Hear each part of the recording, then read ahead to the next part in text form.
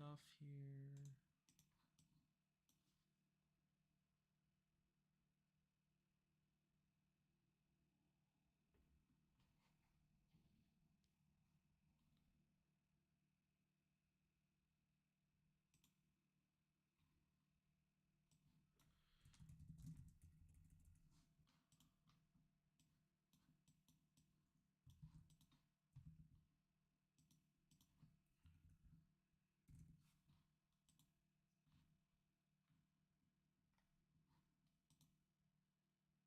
That's weird. Didn't make the title correctly.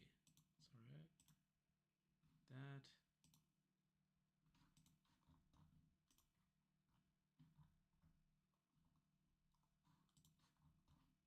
I think we want to have these. Okay, now that's fine.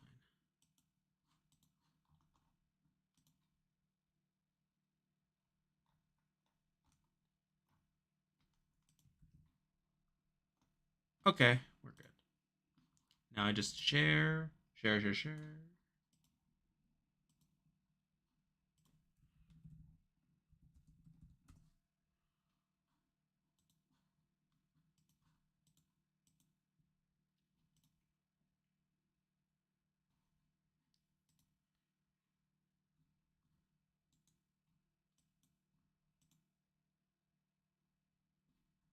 I'm just sharing this with. Okay.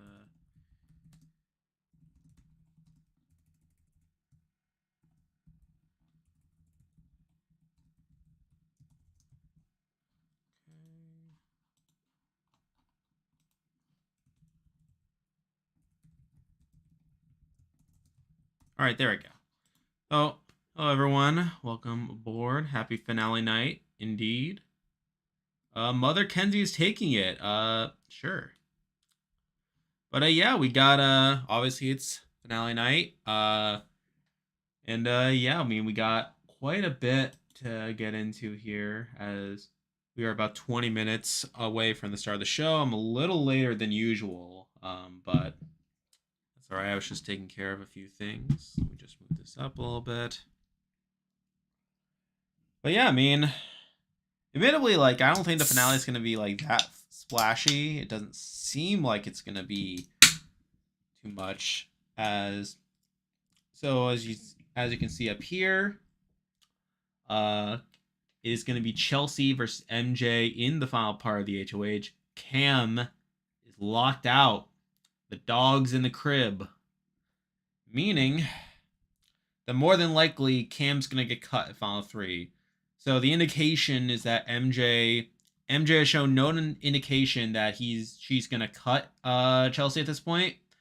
To where if she were to cut Chelsea, then it would be a very last minute decision. Chelsea, for what I understand, is also taking MJ, but again, a bit more open to taking Cam, I think. She beats both of them from what we've been hearing. Angela will win AFP. Sure.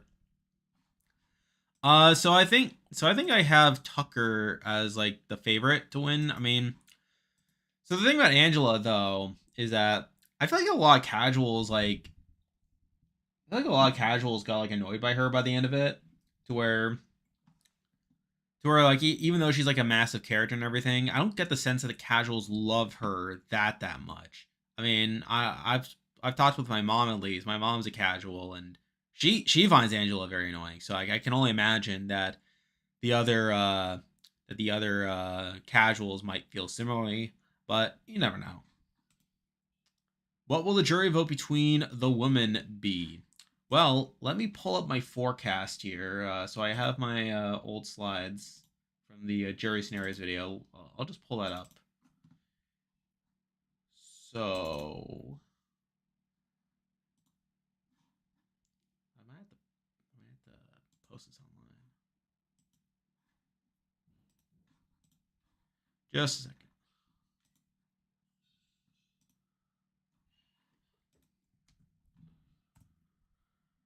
And then open a new tab.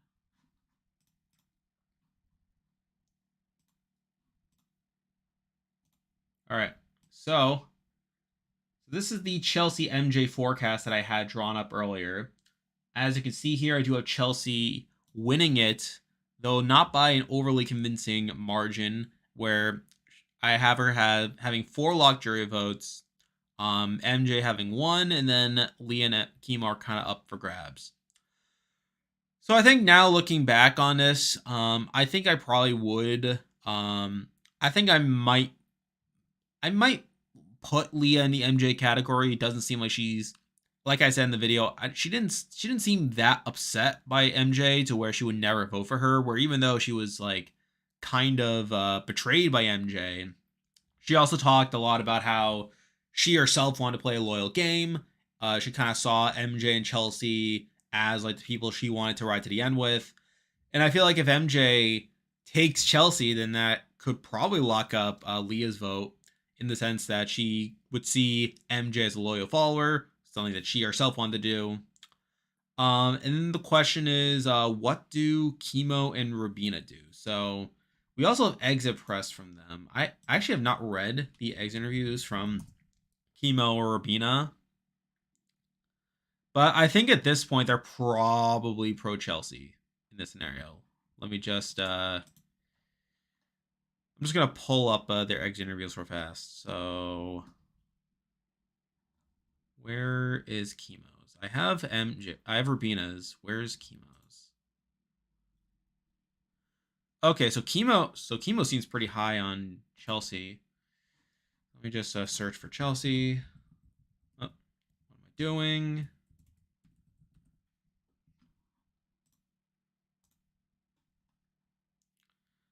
Chelsea is one other person that I know is such a fan show. Yeah, so he's pretty high on Chelsea, so he's probably a Chelsea vote. What does What do you say about MJ? MJ. Oh, Kenzie. What does he say about MJ? So he's just talking about him not campaigning to have the veto used on him.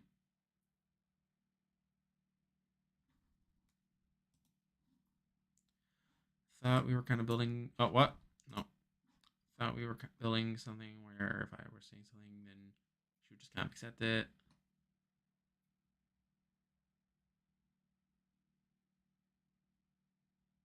Oh my god, why does it keep doing that? It keeps pushing me down.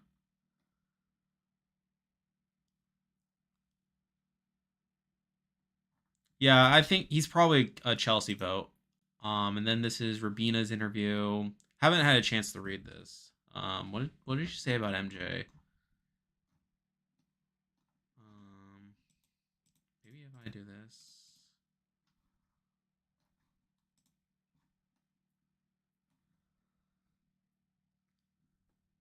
MJ's goodbye message saying my resume was stacked was a surprise to me. Honestly, I didn't see that way. It was nice to think maybe I am a little bit of a threat.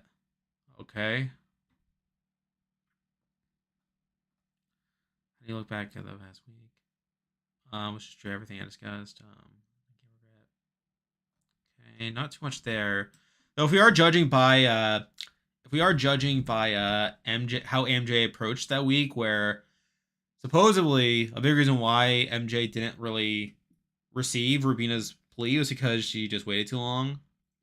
But like Rubina's pitch was like, if I feel like if I were MJ, if I were Rubina, I feel like I probably gave her like a decent argument, and she doesn't say anything about Chelsea in this interview.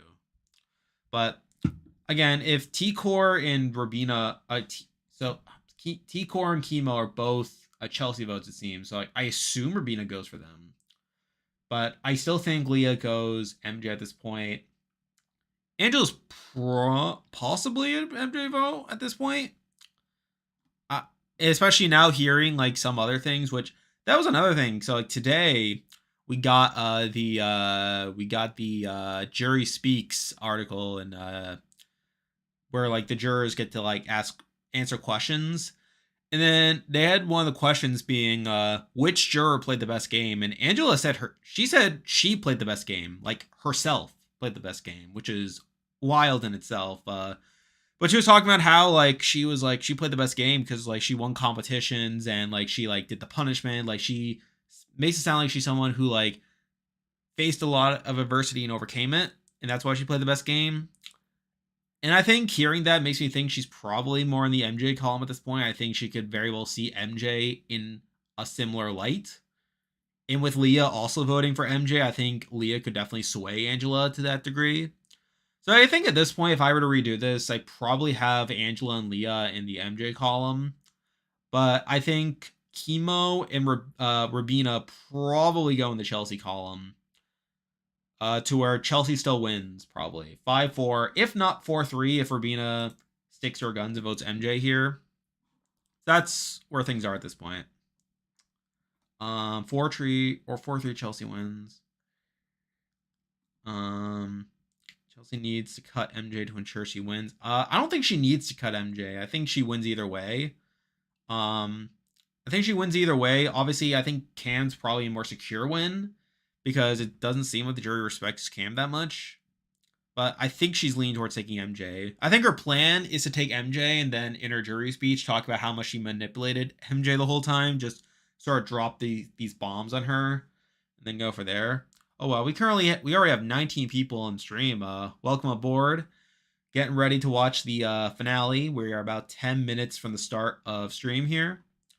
See this disclaimer on the top. I do not know any unofficial sources, so just giving you a heads up. This is more so a play-by-play / discussion here. It's not impossible MJ wins against Chelsea, but very unlikely. Again, like you never know for sure. I mean, we obviously saw last year that it seemed for the longest time that that Matt was going to beat Jag based off Jag's own jury management. But then Matt also had pretty bad jury management, and Jag was even told by people in the house that Matt would beat him, but took him to the end anyway. And then the jury didn't vote the way I would have expected based off the information that was available to me at the time. But so you never really know. Like it's possible that perceptions could change at the last minute, but it doesn't seem particularly likely that MJ would lose to Chelsea. It's the most Angela thing I've ever heard. Yeah, it was funny reading it. I could also like talk about some of these other responses here. So let me pull up the article.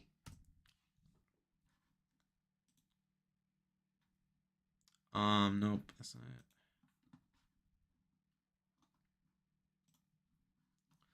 it. So this is the article in question here. Let me just blow it up a little bit. Nope, we don't want this ad.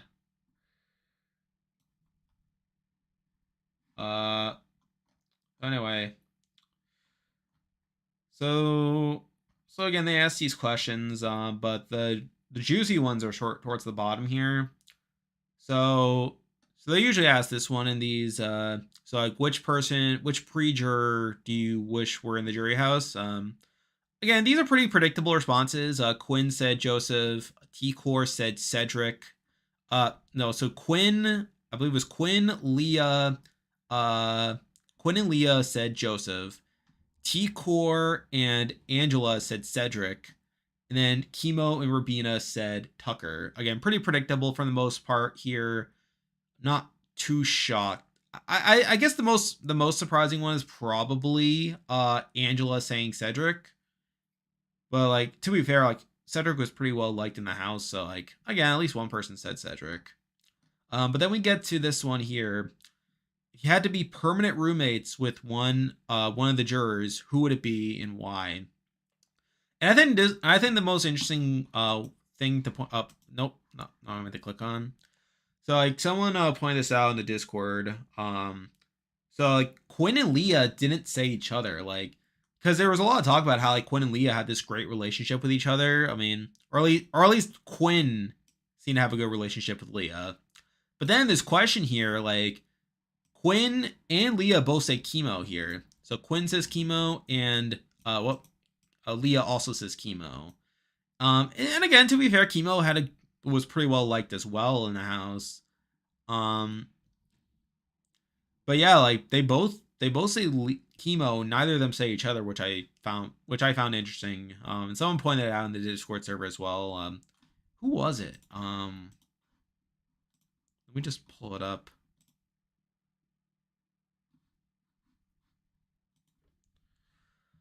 Was it Ace?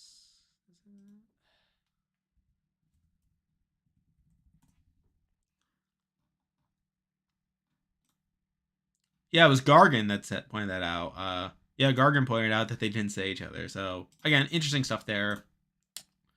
But again, chemo seemed to be the favorite here. T-Core also said chemo here.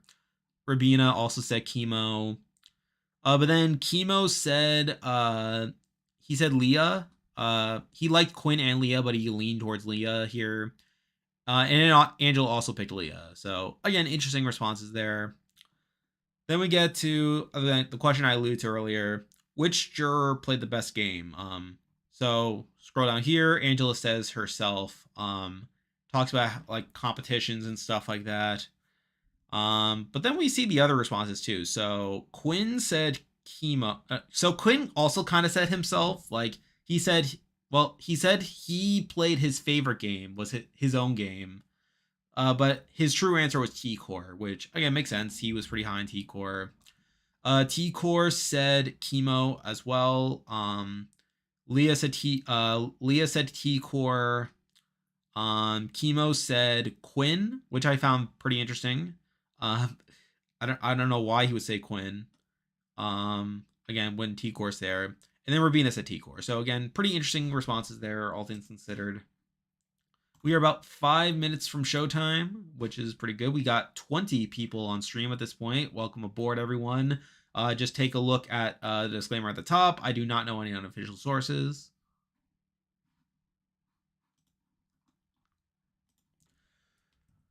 Anyway, I guess I should also turn on my screen, my own source. So I'm watching this on my cable app. Let me just get it all powered up.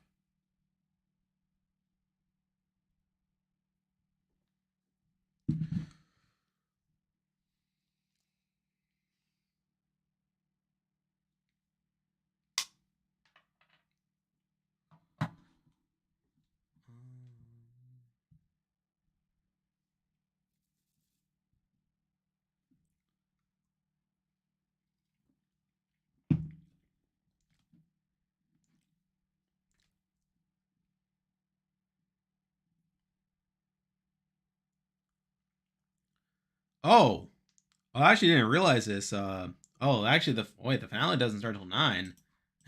I just realized that now. So we actually got another hour to kill. So that's kind of my bad. But yeah, we can chat about some stuff while we wait here. Yeah, I actually had no idea. Yeah, I thought it was starting at 8. So they'd be done by 10, but I misread the time. What flavor am I drinking? This is the blackberry flavor. It's pretty good. I like most flavors. Yeah, I like most bubbly flavors. Probably my least favorite is the orange cream. Not a big fan of orange, but again, aside from that, I do like most flavors. But yeah, we are actually about 1 hour from the start stream. So that's unfortunate. Probably should have checked the time, but again, I'm glad you're all here at this point. We are up to 16 people, 18 people in fact in stream. So yeah, we can talk about what you guys feel like. Maybe do some stuff to pass the time. Chemo clears a jury vote, by the way. Yeah, so like I think by the end of it, I think Chemo probably wins in a lot of scenarios. I think in my jury scenarios video, I think I had Chemo winning most of the scenarios, like most of the non-Chelsea ones. So I think now, like looking back on it, maybe he does beat Chelsea. I mean, but like yeah, he seemed to be very well liked in the house. Yeah, finale is 9/11, 8/10 Mountain. Yeah, thanks. Yeah, I thought it was 8 Eastern to be honest. It's better to be. I guess it's better to be early than late. low-key think Chelsea could beat Chelsea with Leah. Wait, Chelsea could beat Chelsea. MJ? MJ could beat Chelsea. Okay. MJ could beat Chelsea with Leah, Angela, Rubina, and possibly Quinn, Chemo. Again, I think at this point, like, I think if I think looking at it now, I think MJ probably gets Leah and Angela. I think. Who else did you say? You said Rubina, Chemo. I don't think Quinn votes MJ. I think Quinn's probably the second biggest lock to vote for Chelsea aside from T-Core. I think T-Core votes for Chelsea no matter what, but then Quinn's probably the next biggest lock as he thinks Chelsea's playing the best game. And so really it comes down to I think it comes down to Chemo and Rubina here. I think those two probably decide the game. I think Cam votes Chelsea here. So I think that probably makes Chemo and Rubina the swings here. Again, it's not impossible for them to vote for MJ. Though to be fair, I think Chemo's probably more leaning towards Chelsea anyway. And I'm not sure how Rubina like is sitting with the fact that MJ voted her out. That's kind of a question mark. Obviously, Cam could be a swing vote as well. Hello, Payo Time, Canadian Rams fan. Thanks. I'm glad you enjoy them. I'm glad you could be here tonight. Who's your favorite Big Brother winner? So I do like Dan a lot. I think Dan's like a fun character. So I think from a character perspective, probably like Dan or Dr. Will. I think from a gameplay perspective, probably Cody's probably the best winner from a gameplay perspective. And then from a I think those are probably my answers. Like I'd say character probably like Dan or like Dr. Will. And then probably like Cody or Andy from a gameplay perspective. Cam is a log for Chelsea. Dude literally gave her he did. So in that case, like it pretty much comes down to Rubina, I think.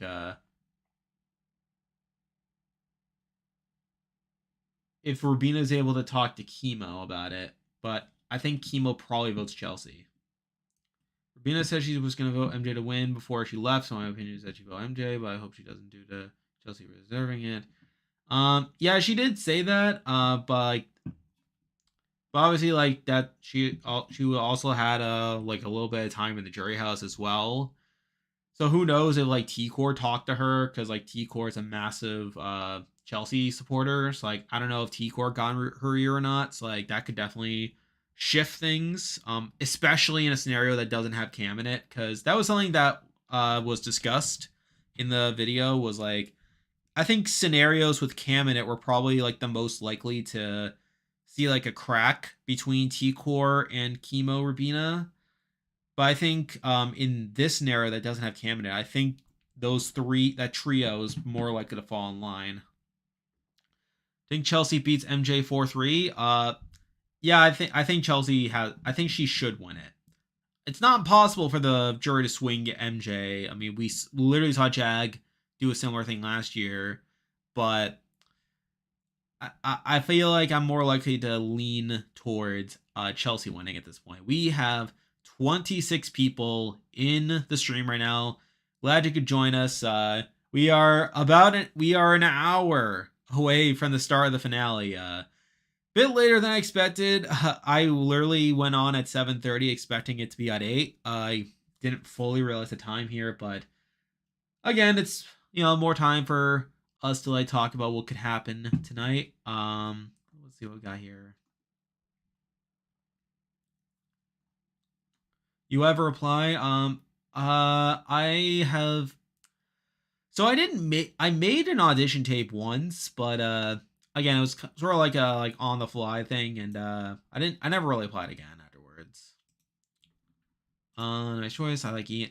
Ian's definitely someone I like support a lot on a personal level. Like I think he's like a very likable person, but like again, he's probably not the most riveting character in the world, and I feel like his game is not to my liking, to at least. Cody is statistically the best winner, but I don't think he's the most impressive, just considering nobody outside the alliance won an HOH. Yeah, that's fair. Like obviously, like you can say the same. You can say like similar stuff about like Derek. I thought a lot about Derek too, but like I think Derek was like benefited by the Final Five, like the reset button.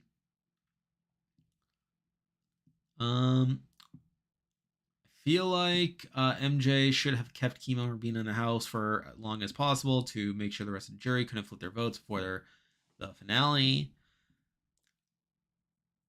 I think for MJ, like the big risk with keeping Chemo, I think the risk for keeping Chemo is like obviously Chemo was going to be a pretty big jury threat. It's like I can kind of understand the need to get rid of Chemo when she did, but like getting rid of Rubina Final Four is like ridiculous. Blind for 49, fifth time applying because becoming really a thing. That's awesome, mate.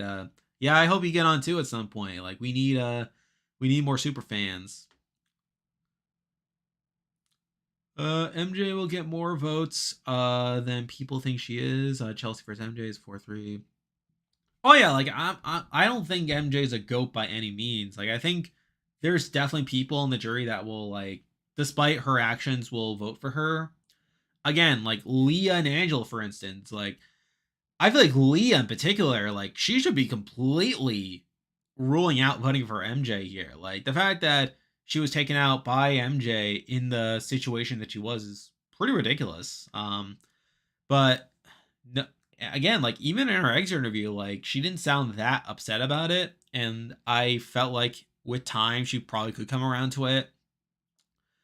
And then with Angela, it's like Angela was more negative to MJ in her exit interview, but I think she I think she could come around.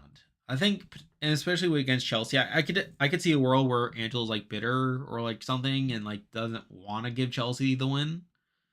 And especially with her talking about like how much she values like competitions and stuff, I think that's definitely something that plays into MJ's favor here. Even though Chelsea herself also won a decent amount of comps, I think MJ just comes off more as like the underdog figure that Angela wanted to be. So I think that's something to consider. If when Chelsea wins, where does she go in a winner ranking? So that's an interesting discussion. So let's see. So let's see. So like who's like a good winner? So she's below Cody, below Andy, below let me pull up the winners just so I can like do this. I have not made a formal winner ranking for Big Brother. I might do it at some point, but so let me just see here. So I guess I can just kind of do this on the fly here. So let's see. So let's see. So she's work. Oh, what? I hate fandom. It's like the worst site ever. It's like there's like a billion ads to take up the whole screen. It's like unusable. So all right, let's see. So she's worse than Cody, I think. It's pretty clear. Worse than Derek. Worse than Andy. Worse than worse than Hayden, I think.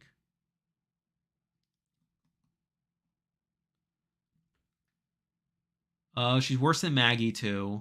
Um, she's worse than Dan.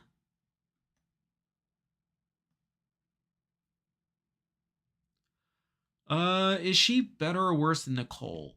Nicole F. I think my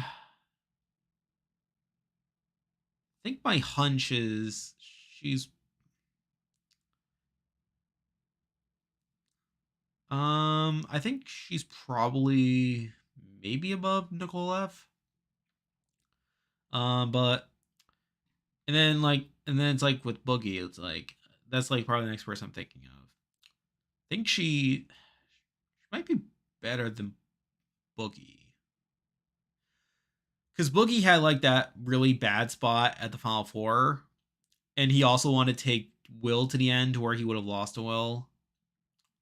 Oh, she might be around. I think she's probably like around the level of like Nicole F and like Mike Boogie. Because look at the rest. Like she's better than Dr. Well from season 2, better than Lisa, better. Probably. Is she better than June? Maybe. Um, pro- probably like slightly better than June. Drew, I think she's probably around the same level as Drew. I think. But then worse than Maggie, like around the same level as Boogie. Better than Dick. Better than Adam. Probably worse than Dan. Better than Jordan. Worse than Hayden. Better than Rachel. Better than Ian. Worse than Andy. Uh, Worse than Derek. Probably better than Steven, I think. Probably like slightly better than Nicole. Better than Josh. Better than Casey. Better than Jackson. Worse than Cody. Better than Xavier. Better than Taylor. And then better than Jag. So I think that's probably top half. Like I think the tough thing about Chelsea is like she obviously had like that like bad stretch from like week 4 and week 5. Like that was like pretty bad for her. Um, where it's like she like loses control due a lot of it partially due to her own fault. Where it's like she didn't like secure Leah and MJ well enough during like the week where Cedric was on the block when she very easily could have like locked them up to ensure that like Cedric stays, but she kind of like she really dropped the ball there and allowed Cedric to go out there. And obviously there was like other stuff that like happened there. Like I'm not saying it's all on Chelsea or anything. Like obviously you blame Brooklyn too. You credit Chemo and T-Core for showing some initiative. And then you also fault Quinn for telling Chemo and T-Core about the Pentagon. But Chelsea does deserve some fault there. She is put in a bad position afterwards, but she is able to recover all right. Like I think she is able to recover pretty well. She is able to crawl her way back, and pretty much from the jury phase on, she's in a pretty solid spot there. But even then, she does lose T core. I think she loses T core too early. I think that's a knock against her as well. You also have her like really weird logic for voting out Joseph during that week, where it's like she finale will be delayed by 9 minutes. Okay, that's good to know. So what was that 9:10? So that brings us to what 9:09 is the start of the premiere, the finale. Like they're really pushing this back now. Let me jump forward.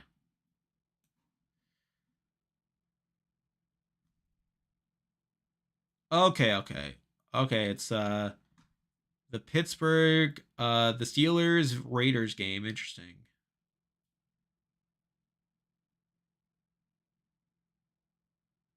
Wait, does that affect me? Like, was I getting the? I wasn't watching the.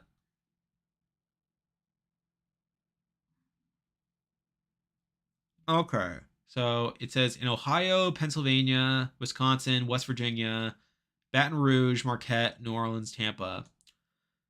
I'm not sure if that affects me though, like because I don't know if I was carry. I don't know if that game was on in my area.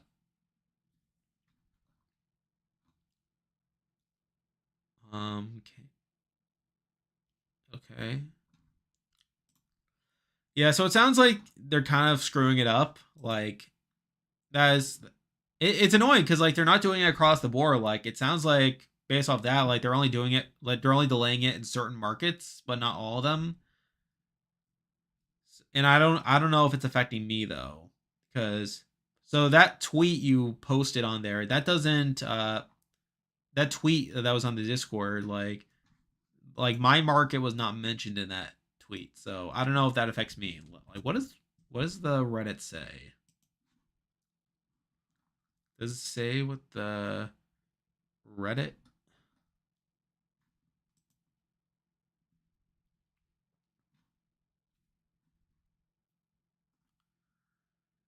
Nothing on Reddit.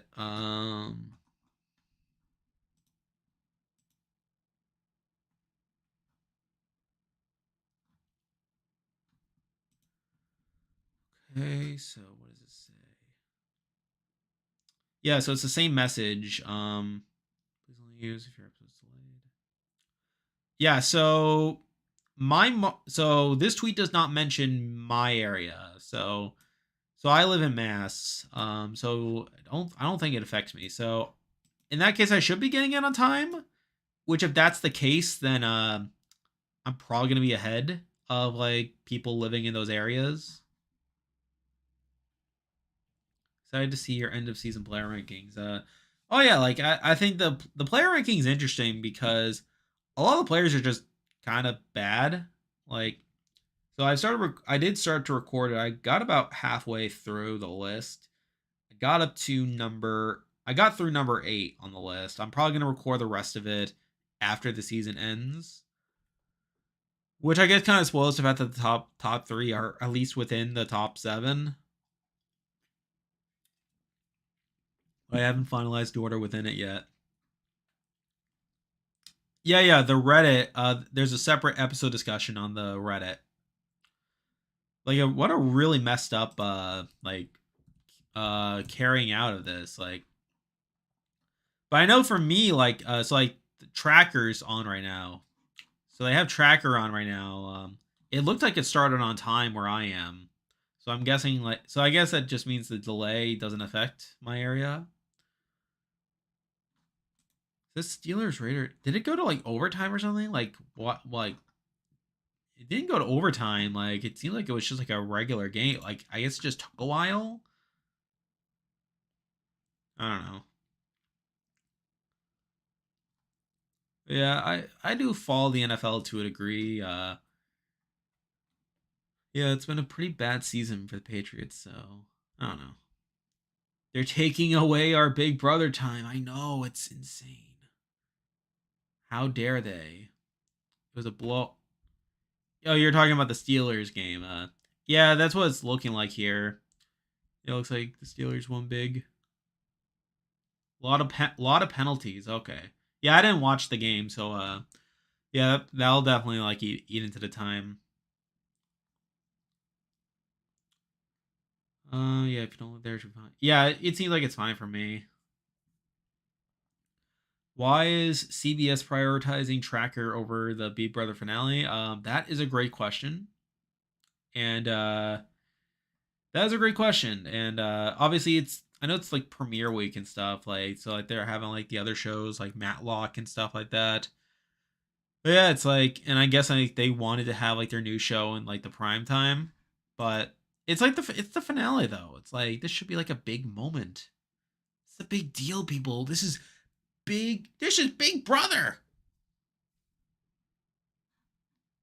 Yeah. We currently have 30 people in the stream. I'm glad you're all sticking with us. Again, bit of a delay here with the show, but we are little under 45 minutes from the start of the episode in my time. Though, as it was pointed out, there is going to be a delay in certain markets. Certain markets are going to be on a delay, so that is a bit unfortunate. Where would Chelsea fall in your Big Brother rankings with every Big Brother player? Um so I think Chelsea will be decently high in a player ranking overall. I don't have my own I don't have like a formalized player ranking, so I can't give you like an exact placement. But I think if we're looking at Chelsea as a player overall, like I think I think again she's a good player. Like she was able to, we saw her play from the bottom. She was able to get out of it pretty well. Like in week 5 and stuff. Again, being able to play a mostly dominant game.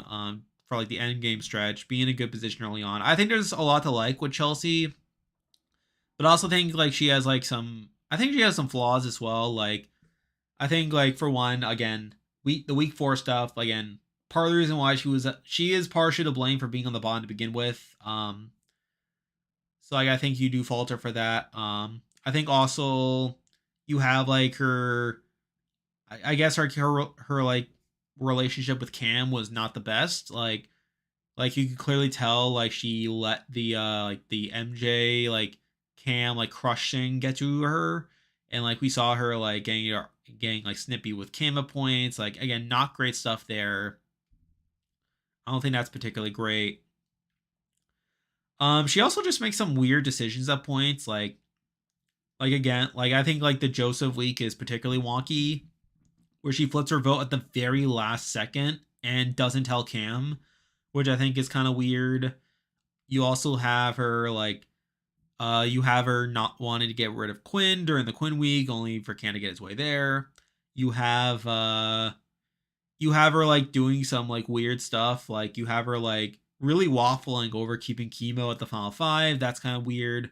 So I think there's definitely things to call out with Chelsea. I don't think she's like an all-time great player by any means. But again, she's a good player. Like she's by far the best player on the season. Like though to be fair, I feel like this is not the greatest cast of game players. So again, she was obviously going to be the best, but not in terms of like the all-time timers. Like I feel like there's plenty of better players than her. Best player to never win, Blue Kim. Obviously, Blue is a fantastic robbed goddess. If Angela won Final Seven HOH, the whole game would have been different. Yeah, like I think. I think obviously Angela winning that double eviction would have been ideal. Um, Obviously she could have made that double a bit more interesting, but as is, like, yeah, it's like it's sort of a shame. Like, and she was so close to winning that veto HOH too. It was a shame. Blue was robbed, not biased, obviously.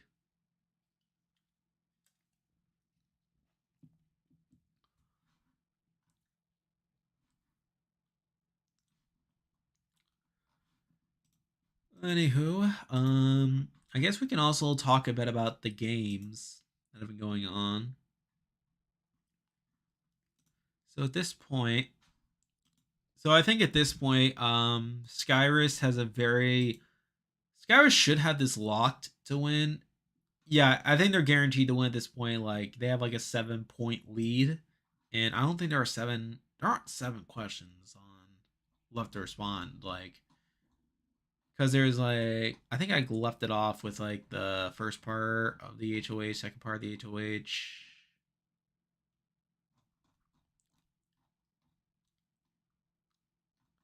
When did I stop counting? Because I made a note for myself over when I stopped counting. Because I stopped counting around like five. I think it was file 4 that I stopped. Um,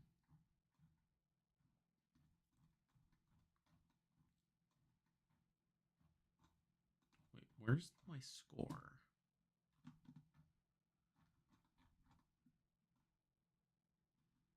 Okay, through the end of the final 4 round. Okay, so I have not done any of the final 3 questions.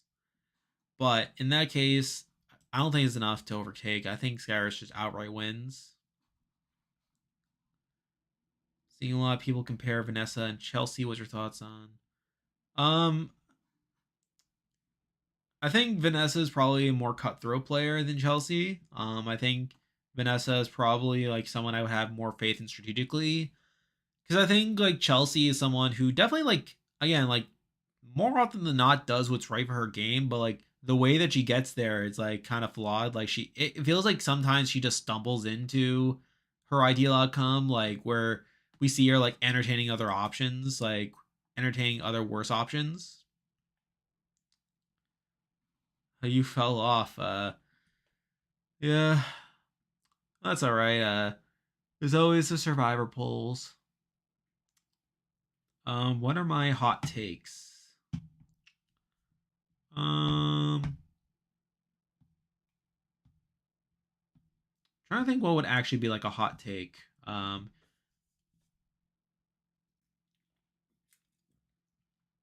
I think for one, like I think a lot of my hot takes would just be saying like certain players are overrated.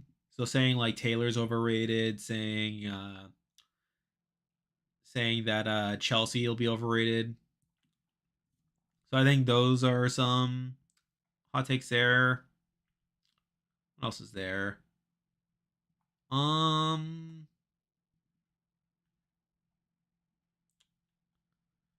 I mean, I guess there's also like seasons I can talk about.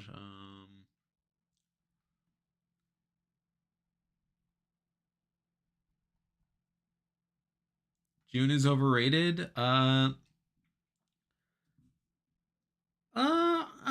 don't know. I don't know if I agree with that per se. I think June is properly rated. Vanessa is a worse social player than Chelsea. Yeah, probably. I think Vanessa was obviously someone who like leaned a lot into like emotions and stuff. Like she was prone to be pretty emotional. Mother Vive is winning Survivor 47. Obviously Genevieve's winning 47. But in all seriousness, like it is still like interesting seeing like the arguments online for why Genevieve should win. Like they're literally like, but like it was already like on display before like episode this latest episode like where people were talking about like camera shots. They're like, oh, like they keep cutting to Genevieve. Like you have like that challenge that she sat out of where they cut to her like looking for the advantage on the sit out bench, and it's like I don't know, it just feels you're kind of stretching here, like you're picking for straws here. And obviously, like the last episode was good, like, and to be fair, it could build upon itself a little bit, but even if it did, like, I don't know, if Genevieve has another good episode, like, would it like lead to her being a contender? I don't think so, because again, like I feel like her first three episodes were too quiet, and I think if anything, it would remind me more of like what we've seen on some seasons of Australian Survivor, like the Benjis of the world, the Geordies of the world, like these people that are like, no, not Geordie. Who? I'm blanking on the guy's name. Let me just pull it up. Is it Josh? Yeah, I think it was Josh from Blood versus Water. But like these guys are like we're just like very quiet early on, but then just suddenly like got a massive visibility spike. Like I mean we've seen this on Australian Survivor, like and like very rarely do those people win. So yeah, probably not likely that we're gonna see that on US Survivor. But I feel like Genevieve's best case scenario is that she just becomes that, I think. Big Brother just ain't it anymore. I disagree. Like I think this was actually a very good season. Obviously, like the last couple weeks kind of died off, like due to like Chelsea and MJ trading off HOH in comp results. But I think beyond that, like the actual like again, I feel like compared to BB25, I think the season's better than BB25.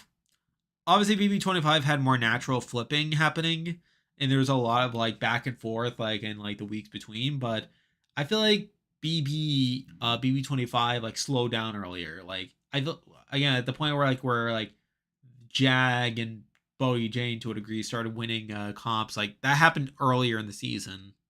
I feel like this was able to hold this momentum for much longer, and I feel like the flips themselves were more interesting because like some of them happened literally at the last second. Like the Cedric one, like was very exciting to watch. Even the Joseph one, like while it was an unexpected result, it was still like fun to watch as well. The Tucker eviction was also very entertaining as well. Like I feel like there were higher highs on this season. So yeah. Genevieve wins. She wouldn't have just had one confessional episode 3 where she went to tribal. Yeah, I think that's a major issue with Genevieve's edit. Like she was just way too quiet in the first 3 episodes. Like the fact that she was yeah, the fact that this was an episode where she went to tribal uh and again like she was maybe no, she wasn't ever in danger really because like Keyshawn was like really close to he was really he saw Genevieve as being like really close to her, but like, again, the fact that like there was like this whole like clash happening between like Rome and like the Asia and Saul side of things, for Genevieve to only get one confessional in the episode where she went to tribal, and then on top of her also getting 0 confessionals in episode 2, only like one confessional in episode 1, not including the voiceover she got in the intro. Yeah, it was just a really bad first 3 episodes. And again, episode 4 was fine, but it was also an episode where she went to tribal. So again, how much good does it really do to make up for it? Genevieve is shown when absolutely necessary. Debatably, not even that. I mean, episode 3 was debatably an episode where she should have been shown more, but wasn't there. But episode 4 was definitely like a circumstantial case.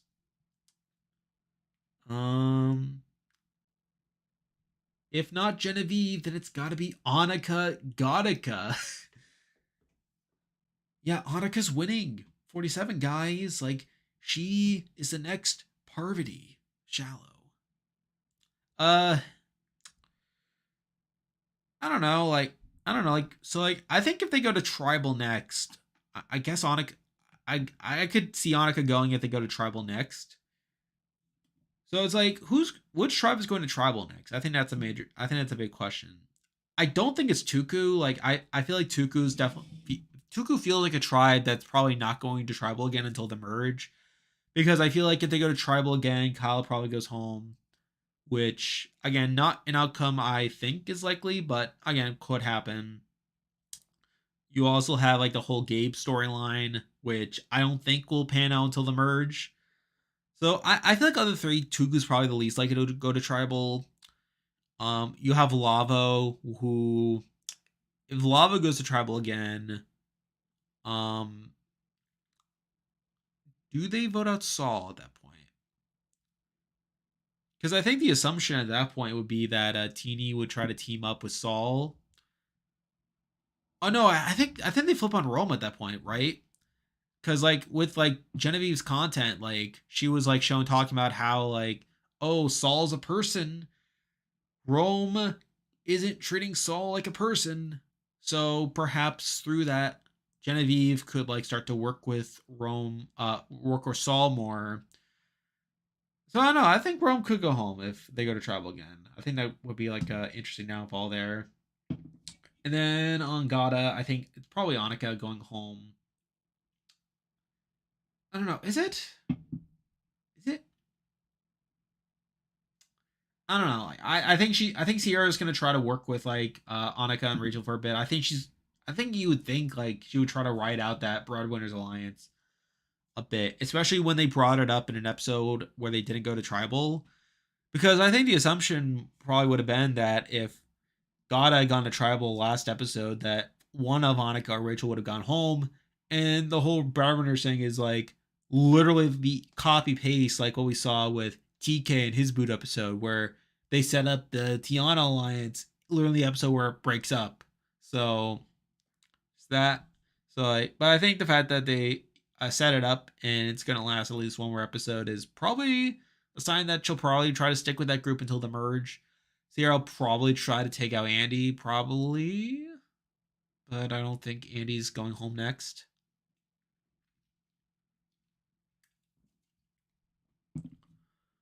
What do we have here? Erica only had 2 in the first 3. I never count anyone out after that. I think it's the content though, like because with Erica, like, I feel like Erica had a much stronger like yeah, she only got like a minimal content in the first couple of episodes, but like at least there were good confessionals. Like, what does Genevieve get? She gets a voiceover in the premiere. She gets a voiceover about how like she's going to either forge her own path or burn the island down. We don't even see her on screen. It's just a voiceover. And then the confessional is just her talking about Rome and how she likes Rome and possibly Keyshawn too. Except she votes out Keyshawn in this past episode. And she's also talking about how she may flip on Rome. So it's like, I don't know. I don't know. It's really setting up the storyline like the way Erica got a storyline. Survivor realized how horrible the winter edit they had for 41 was. They never did it again. It's not possible for them to do it again at some point. They could definitely like be more experimental because I feel like the last couple seasons have been, for the most part, pretty standard. Because I feel like 44, I feel like the stretch for like 44, 45, 46 all had 45, 45, 44, 45 all had pretty similar winter edits for like Jam Jam and D. Kenzie Also got a, I would say like similar-ish edit. Definitely one that took me a bit longer to catch up on, but like by the merge, she was pretty clearly the front runner. Um, Erica had the match hat. Yeah, she did. That's another thing to call out. Obviously, like the match hat is something that hasn't been utilized for the couple seasons because 45, you had Emily, Bruce, and Brandon all get a match chat. Those people did not win. 46 didn't even have a match chat at all. And then 47, like, who was it? So I believe it was Andy, Gabe, and Teeny, right? Then I believe it was those three. No, there's one more, right? So who got the match chat? I know it was Andy, Gabe, it was Andy, Gabe, Teeny, and John also got a match chat. So at that point we have obviously John's gone. So at that point we got Gabe, Teeny, Andy. Gabe's not winning. I think he's primed for a downfall here. Though Teeny and Andy are people I'm pretty high on at the moment. I know Andy is a bit of a hot take. I know people are, I understand your mileage may vary on whether Andy's truly a contender or not, and obviously a lot of it could change. But I don't know. I feel like right now Andy's like in not a terrible position. I think there's definitely potential for Andy to be like a Gabler style of edit, where it's like he's shown like struggling early on, but still like surviving and not getting undermined that much. Who's ready for tonight? It's my favorite show ever. Oh yeah, like yeah, I think we're all pretty excited for tonight. Yeah.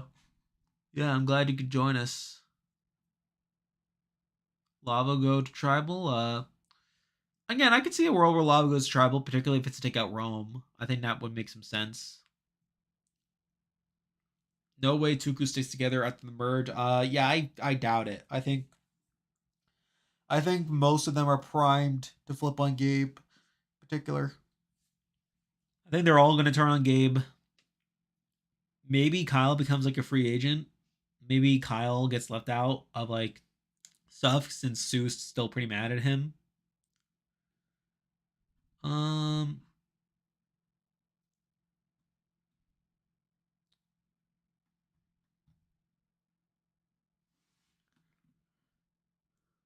Erica's post merge edit was. Oh yeah, like Erica's edit definitely picked up after the merge. I don't think Erica's winner edit is that bad at the end of the day, especially when you like look back on it.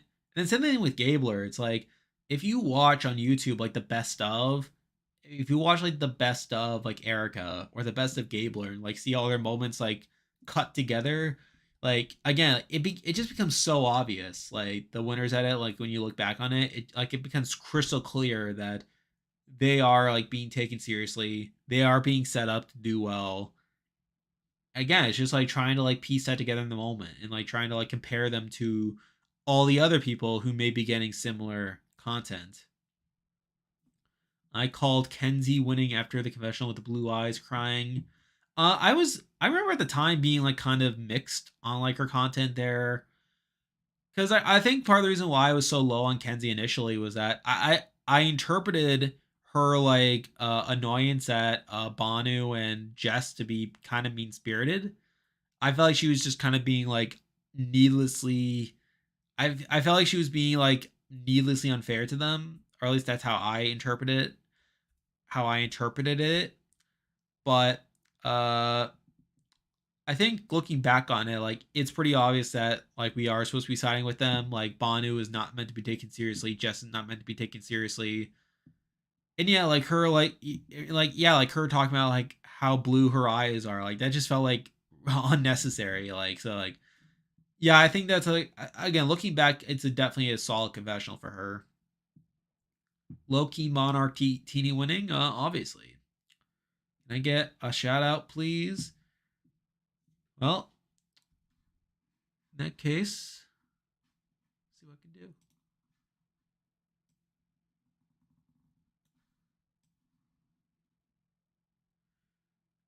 This is a shout out to Preppy All Day. They love Big Brother. I'm glad you could be with us tonight.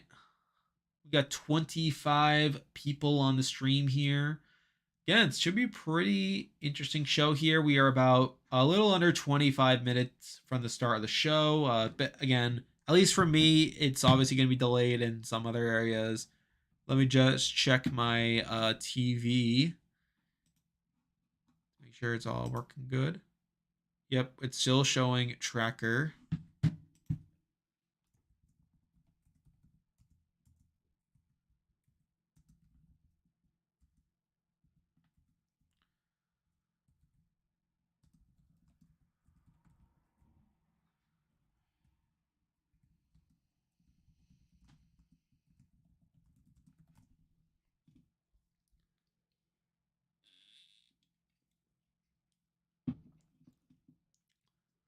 Gabe is giving Joseph. Joseph? You mean Joseph from Big Brother? BB26 Joseph? I mean, I kind of in the sense that like he's just super overconfident, thinks like he's the greatest player of all time.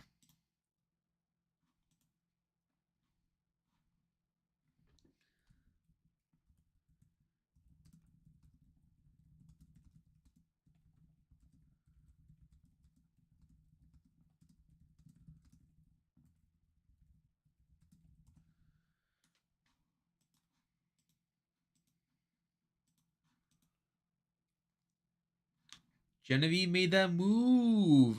Yeah, she did make that move.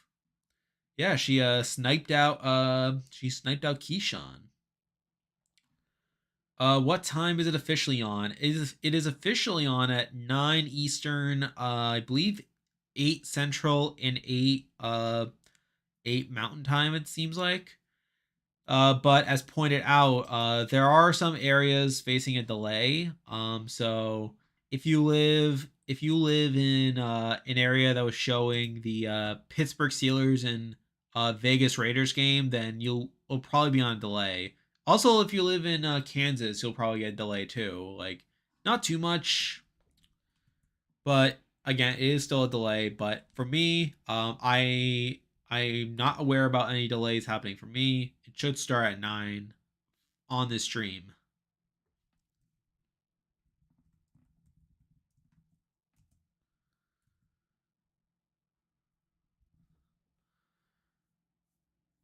Shout out to Erica if you would. Shout out to Erica. Sure. Howdy, Erica. Shout out to you. But got 20 minutes left to showtime. We got 28 people on the stream here. Erica said howdy. Howdy to you as well, Erica. So yeah, we're 20 minutes now from the start of stream here. I've been streaming now for about an hour. I literally came into the stream thinking it was starting at 8 Eastern. So like I thought we would have already been into the show. That was before I realized that the show got pushed back to 9. So we all make some mistakes here and there, but happy to be here chatting with you all here. We got 27 people on the stream. So like I said, I was talking about the games earlier. Favorite moment from each house guest this season. Okay, let me pull up the house guests. Well, I guess we can go through like the people on the screen here. So I guess Cam. Probably his best moment is simply him calling out the dogs at the crib. I think that's pretty clear. MJ, my favorite moment from her, probably winning that AI arena in week 4 that allowed the Cedric vote to go through. Again, it was so close. It was so close. Like I was streaming it that night. I literally thought Rubina won that comp. Like it was so close. I called it for Rubina, and I thought it was about to be like a straightforward MJ boot, but I found out afterwards that it was actually MJ who won. But it was still like a very, very fun evening, nonetheless. All right, Chelsea. Probably some of her fights with Cam. I think some of her fights with Cam are pretty funny. Like particularly like with like the whole MJ love triangle. I think all that's pretty funny. Let's see, going down the line here. Rubina. Don't really have anything for Rubina. I don't know. Rubina's kind of boring on the season, to be honest.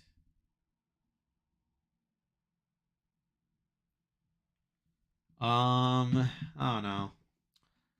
Chemo. Probably again. Give me super basic here. Like probably like him saving himself with his own eviction speech. Like again, the weeks Joseph went home. Like the fact that it caused the likes of Chelsea and MJ to flip. To keep him. I think again probably not intentional on his part, but I think it was still somewhat memorable there. Crying to instigator, I guess. Yeah, probably. Yeah, it's probably a good moment for her. Angela. Oh, there's a lot you could say with Angela. I would say Chemo's BB song. Yeah, that was a good moment too. Oh boy, what do I go with Angela? I mean, I could go with like the charcuterie board stuff. Um, I'm probably still gonna go with the, like her like speech in week 1 to Matt. Like her like you all of you who came up to my room last night, you all put on a great performance for a low budget movie. Crazy eyes. You can all be here except for you. Don't talk to me. I think there are so many great moments from that. I literally like I've probably like watched like the feeds footage of that like several times. It's just a great moment through and through.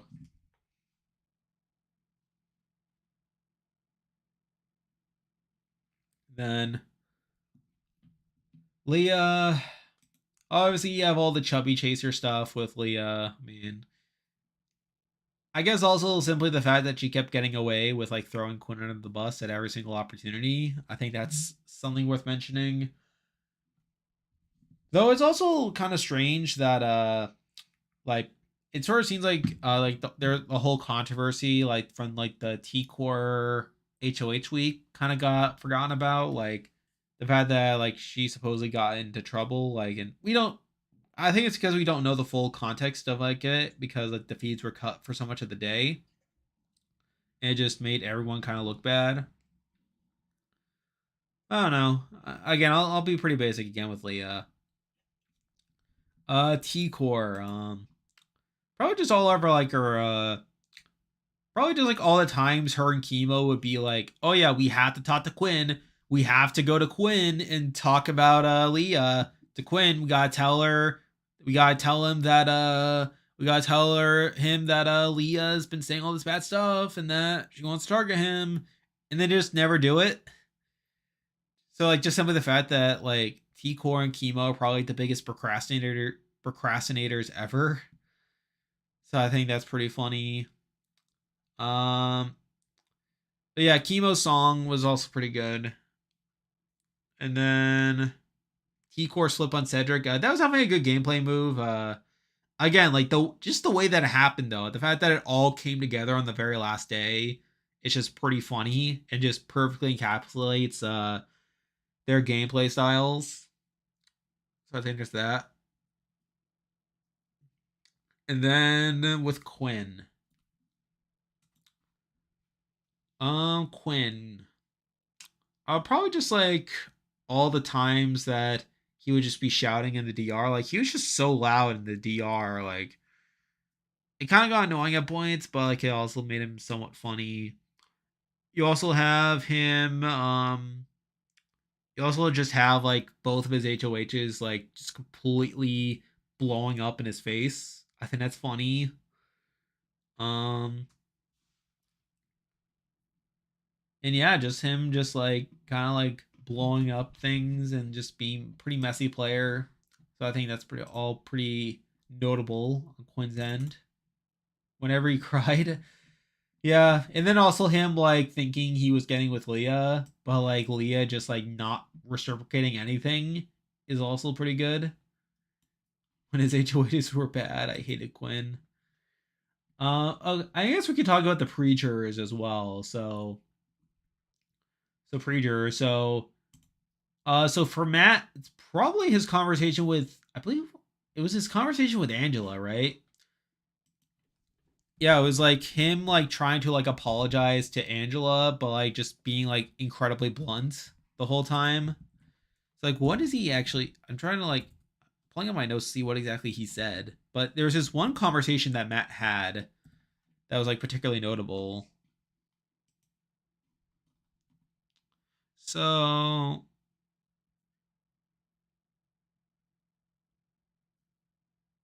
so yeah, just like his conversation with Angela, like where he tries to make a deal with Angela, but he keeps like being like super overconfident, and like he claims that he was about to make an alliance with her before her big speech. So I don't know. I just feel like Matt was just like super overconfident the whole time. I found that pretty funny. Lisa, I think her best moment is probably just her telling Angela that she can't associate with her inside or outside the house. I found that obviously pretty funny. Kenny, again, Kenny just like every time he would tell people that he was gonna give up and quit, but then he would just like put in like 120% in the competitions, like literally just treating it like the challenge. So I've had that super funny for with Kenny. Cedric, probably just his boot round. Like again, like the fact just his blind side was pretty notable there.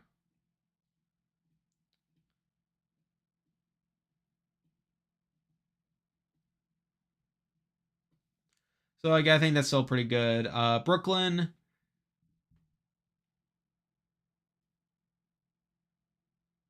What's again probably just the charcuterie board stuff if I had to guess.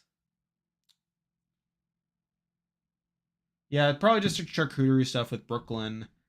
Tucker. Again, a lot of stuff you could say with Tucker. Probably just like his like again his blow up in week 3, like after the veto meeting, like just the entire situation. It's like Cedric tells him before the veto meeting, dude, I'm not putting up Quinn. Use the veto on yourself. And then he doesn't use the veto on himself. Cedric does what he said he would by not putting up Quinn. And then Tucker just betrays Cedric and turns on him and starts like going on this massive spiel about Quinn's power and how Cedric is like bad and stuff. I found that pretty good. I feel like Quinn would be an Howl.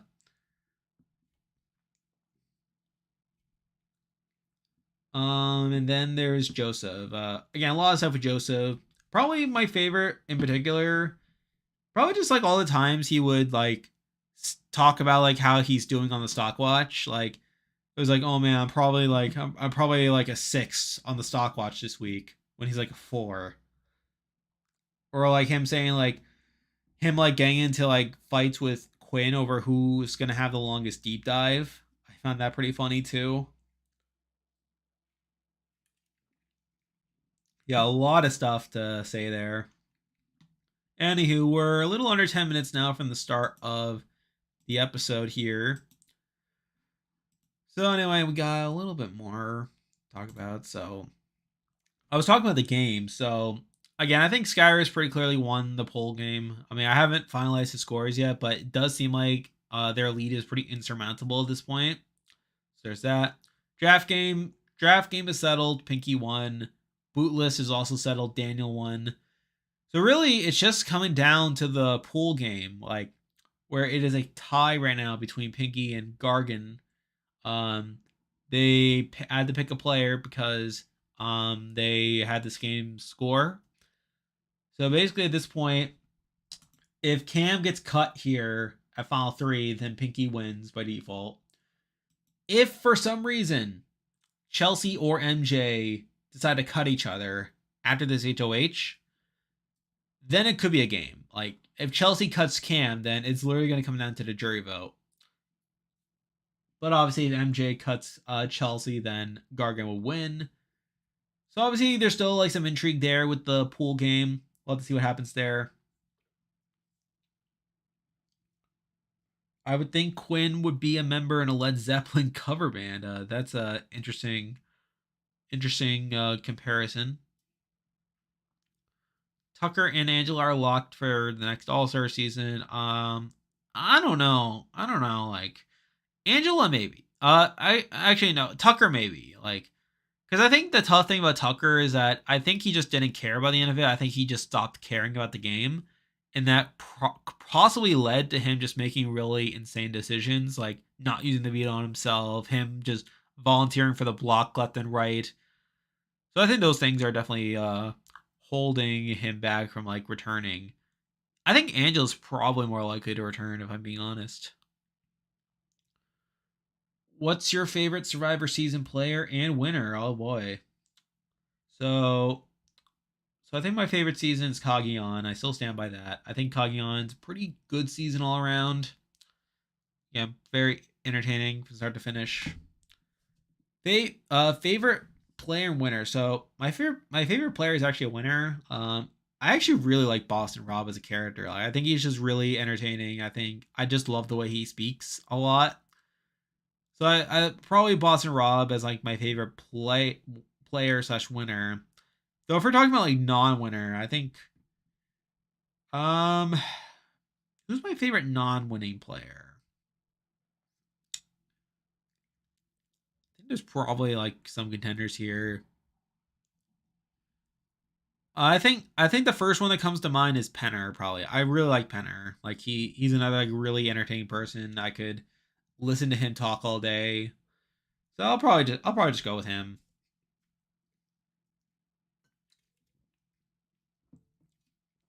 Anyway, we are approaching about 5 minutes to the start of the stream, the start of the episode.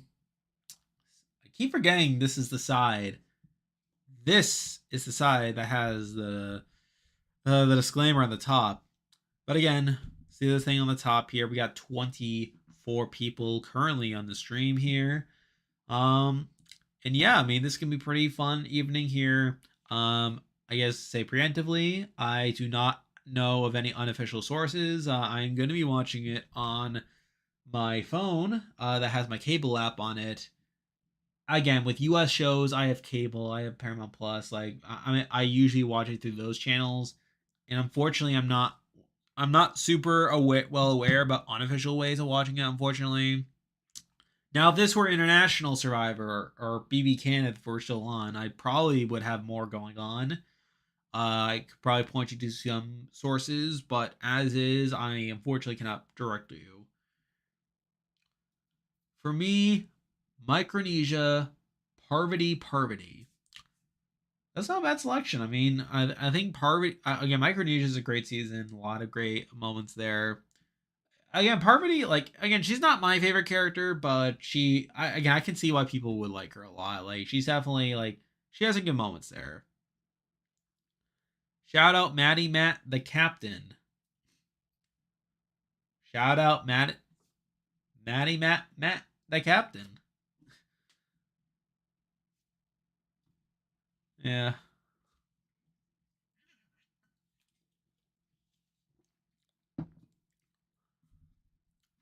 Anyway,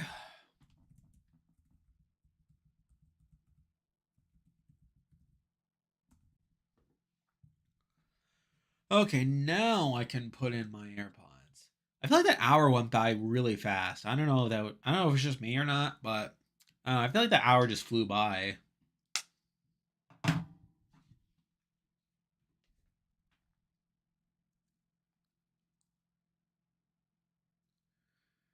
Anyway, I'm just turning my TV now. I'm seeing Tracker still on. How exciting.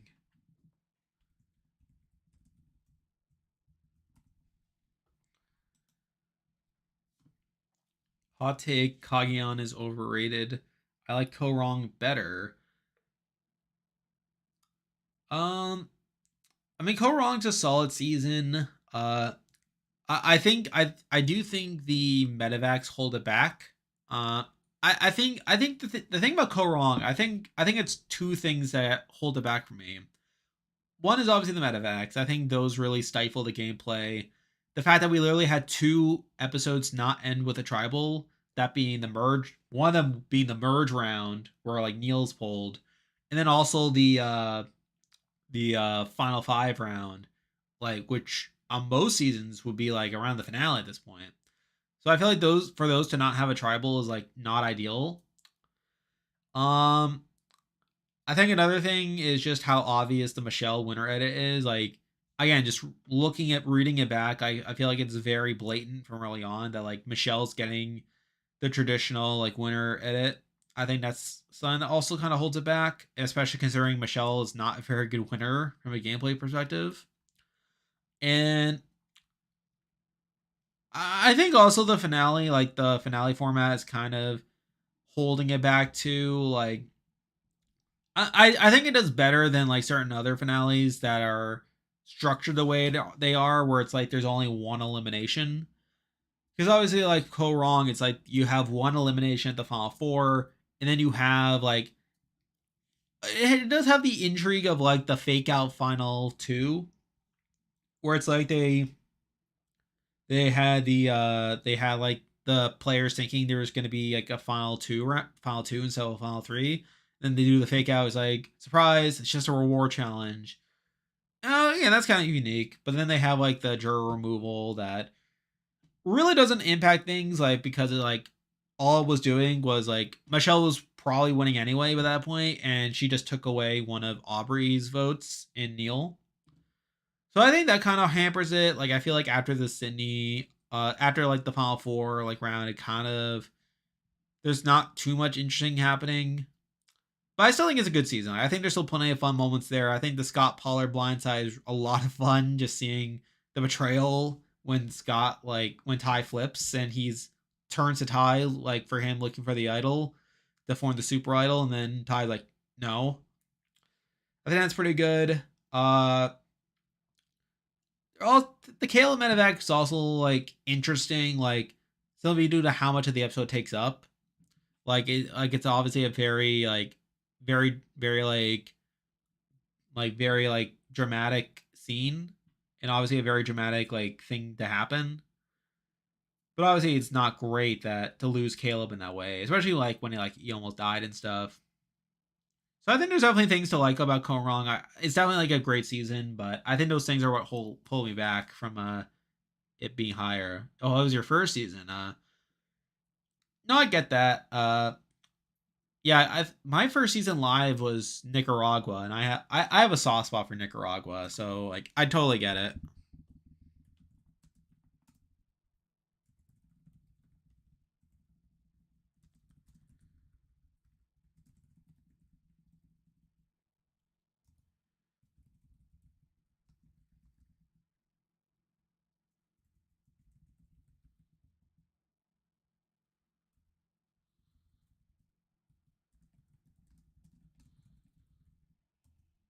All right, the show is now starting. It's showtime. All right, show starting for me now. Again, some people are probably gonna have a delay, so if you have a delay, just letting you know the show is starting now. So if you don't want to be spoiled, may not want to watch this.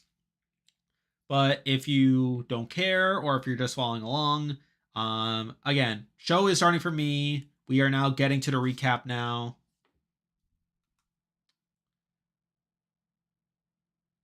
All right, we're getting to the recap now.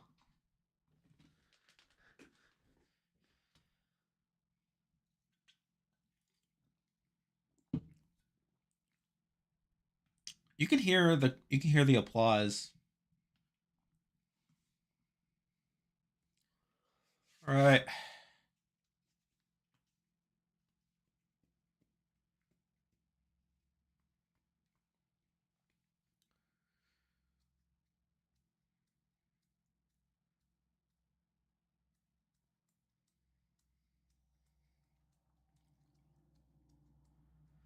All right, they're showing the Derek thing.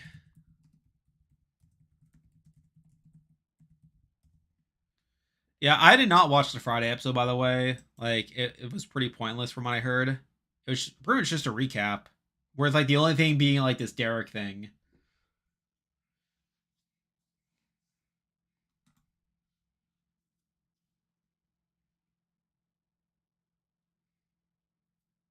All right, and they're showing the start of part one. Obviously, we know who wins, but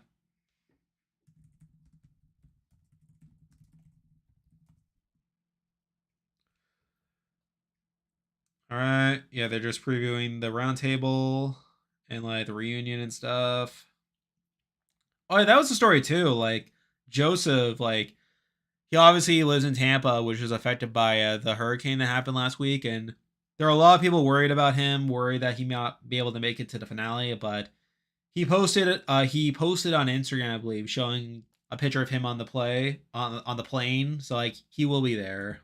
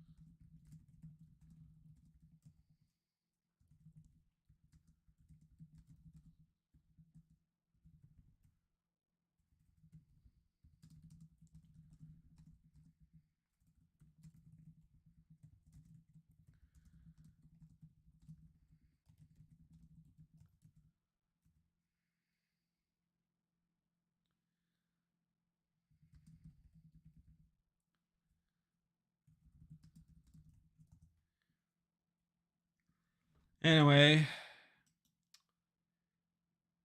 we got 29 people on stream right now. We're about to cut away from Julie to get to the actual comp.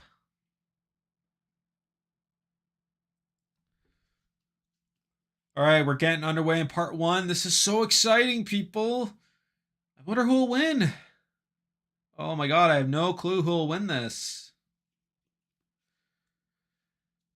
I know it was more equitable, but I wasn't a fan of the entertainment level. The HOHs towards the end, like the Final Five, Final 7, Final 5. HOHs are basically just stacked toys and trying to make them balance. Yeah, it was like a boring HOH. Like, yeah, yeah, especially like when Julie was like previewing it, like,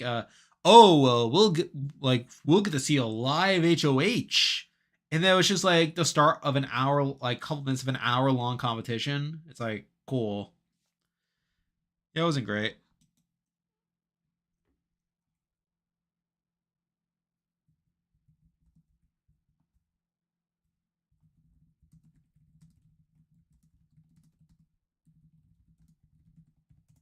All right, we're getting some goo here, some interesting effects here with like the fake lasers. Yeah, everyone's just giving DRs now about how they gotta win this. Yeah, but basically, it's basically just an endurance comp. Yeah, again, mostly, most seasons it's pretty standard. Like part one will be an endurance, part two will be like some sort of a physical, mental hybrid comp. Well, obviously, we're getting the endurance one first. We're getting some terrible laser effects here. Uh, but yeah, they're just trying to hold on to this thing. It doesn't. I always tell myself I would do better at these comps than I probably would. But like I feel like this one I feel like this would be kind of interesting. It's almost like being on a roller coaster with like the way it's just like being like in the contraption and stuff. I miss slip and slide. Obviously we got to bring back slip and slide.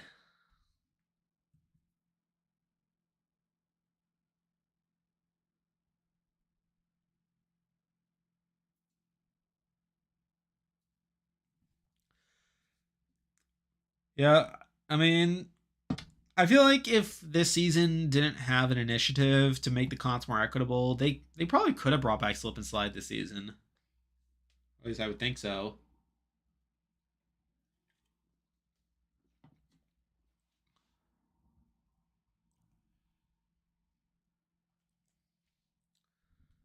Yeah, we're just underway at the comp right now.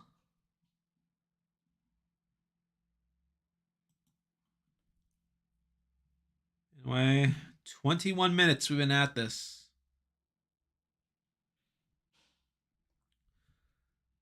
Not much happening yet. Everyone's still in it.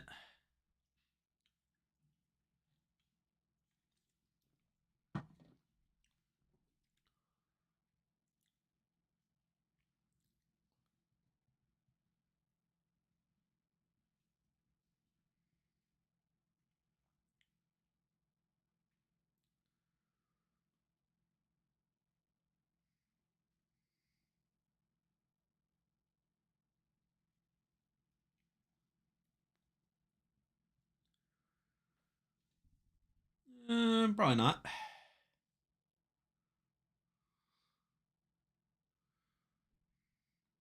All right. MJ is the first to drop out.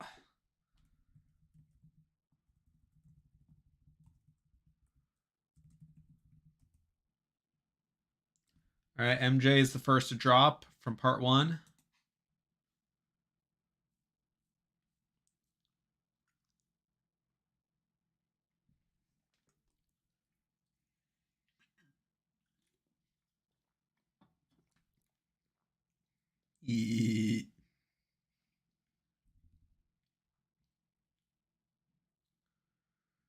All right. It's Cam versus Chelsea right now.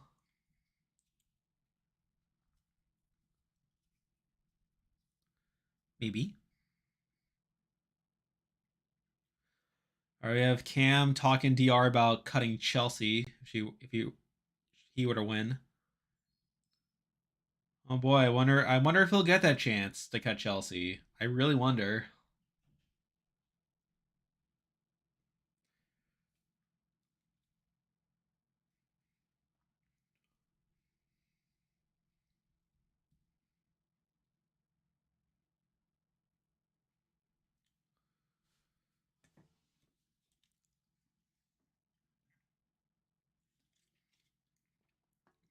All right, canvas dropped, meaning Chelsea has won part one.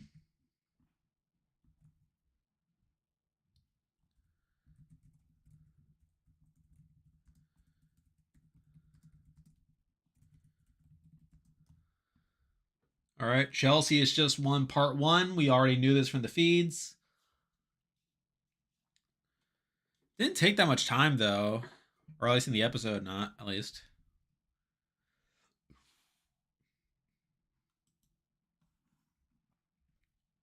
37 minutes. This must have been painful. Oh, yeah, they're probably pretty sore after 37 minutes. How can he lose that much? To Cam's credit, it's like he's obviously like he's obviously not won much, like only winning a veto in an AI arena. But there have been like he's done like pretty well in like endurance comps, like I mean he did pretty well in like the wall. Like he made it pretty deep into the wall from what I remember. And then you also have like the Janky World HOH that like he was able to stay out for like 10 hours, like a decent amount of time. Good enough is bad enough because he ain't winning. Yep, yep, close kitchen nothing on Big Brother, as you know. They're probably gonna commercial here.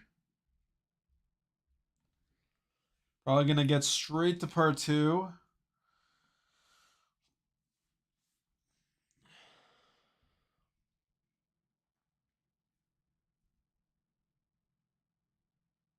Maybe.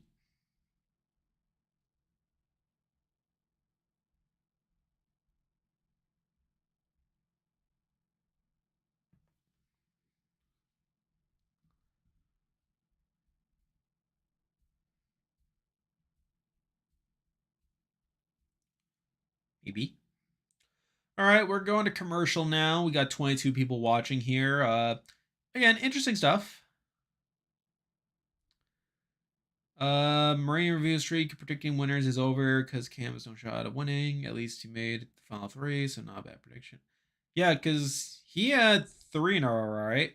Uh, did he have three or four in a row? Like, because I know he guessed he got Jag. I know he got Taylor. He got Xavier. I think. Yeah, he got Xavier, right? And then didn't he get Cody too? I know he didn't get Jackson. He actually picked Ovi, right, for BB21. But yeah, the streak's about to end, unfortunately. How sad. Though it is interesting for me, at least, because so on my preseason power ranking, I had Cam was my winner pick. He was number one. I had Chelsea too. Like, then I had Cam one, Chelsea two. Where did I have MJ? MJ was number 8 in the preseason, right? Yeah, she was number 8 in the preseason. So we're in the middle of the pack. So I guess we could like again while we're at commercial here, we could just revisit the preseason ranking.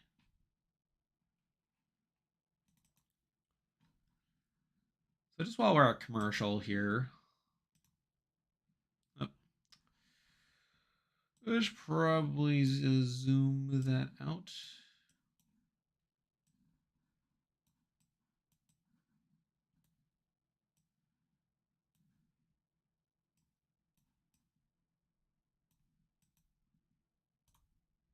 Oh,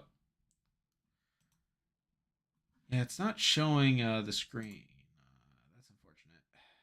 But anyway, I'll just walk through it. So 16, Lisa was 16 on the preseason. I think I was pretty spot on with that. I think a lot of people were. Brooklyn 15, I was wrong. I was kind of wrong about her, but she still ended up being a relatively early boot. Angela, pretty low. Obviously, she made it much further, but I wasn't that far off with her either. Kenny, 13, makes sense. Joseph, 12. I think I was kind of right about him. I think he kind of came off as sketchy by the end of it and kind of landed around same spot.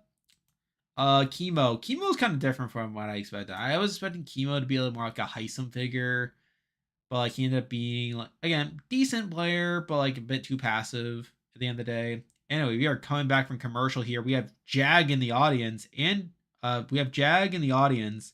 They're showing Cam's father and friend, but you can see Jag in the same frame, sitting right next to them. Angel should be 12 on your player ranking. Well, I do have the player ranking coming out somewhat soon, so we'll see where she lands on that. Do you think Chelsea will win? I think it's pretty likely Chelsea wins at this point. Obviously, you never know what will happen, but I think it is somewhat likely that she will win. Anywho, we are now getting back to the house. We're getting another message from Derek here.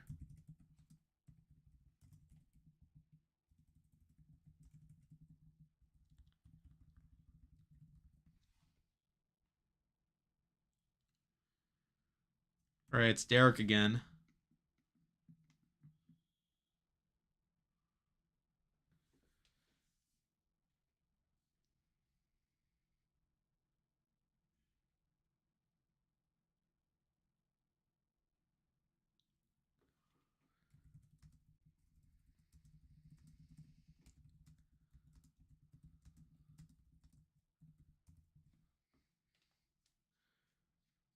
All right, we just got another message from Derek. Oh boy, this is a very serious situation here.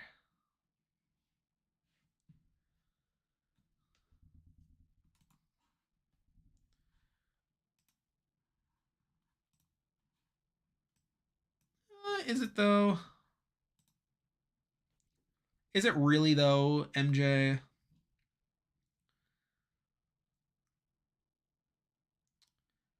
Anyway, we're getting straight to part 2 here.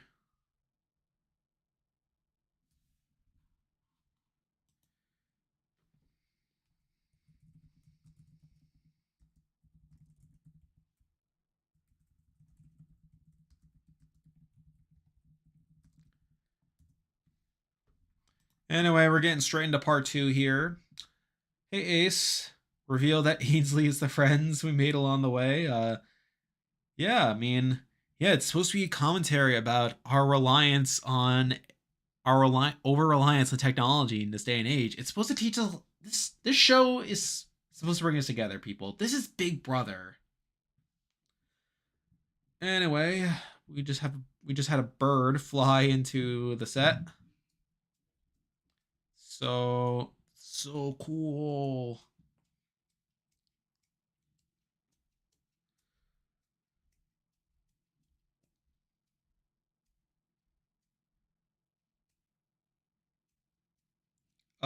MJ's height. Uh I don't know how I know she's pretty tall. She kind of towers over people. I don't know if it's 6'2" though, but yeah, she's pretty tall though. Anyway, we're getting into the comp here. This seems like a comp that would favor like taller people though. Just looking at it.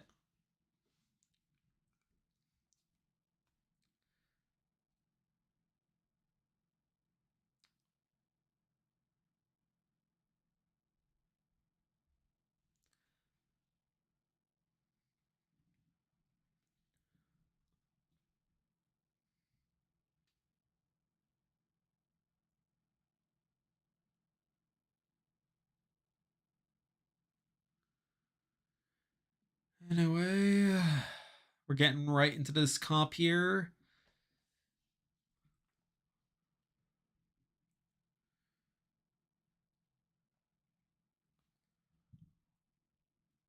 Oh boy, I wonder who will win this. Anyway, we see MJ off to a pretty early lead here. Cam is kind of struggling.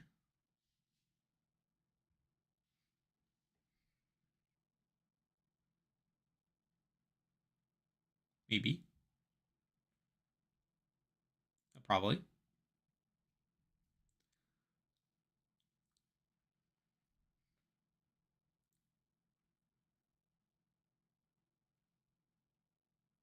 All right. MJ, pretty quick to get her first button thing. All right, Cam gets his first into place. MJ quickly getting her second one. Cam still struggling to get it through. Yeah, MJ's just flying through that.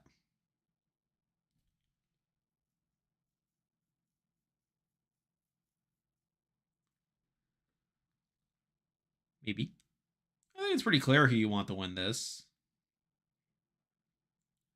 Yeah, it's so obvious like MJ's about to get it, and yeah, they had like two separate shots of MJ like almost getting it, like pretty close to getting it. So like I think it's yeah, like MJ's like ahead by a good amount. Like Cam's still at just one so far. Is there any days part of this? It doesn't seem like it. It looks like you're just like navigating this maze and then just putting like wires in the place. It's not really a days comp. I'm assuming they're saving that all for like maybe part three, like either like days or like just like what the jurors thought. But yeah, you're just attaching these. MJ is just whipping through this. Like Cam's not even close. Yep, Cam is just now getting his second thing.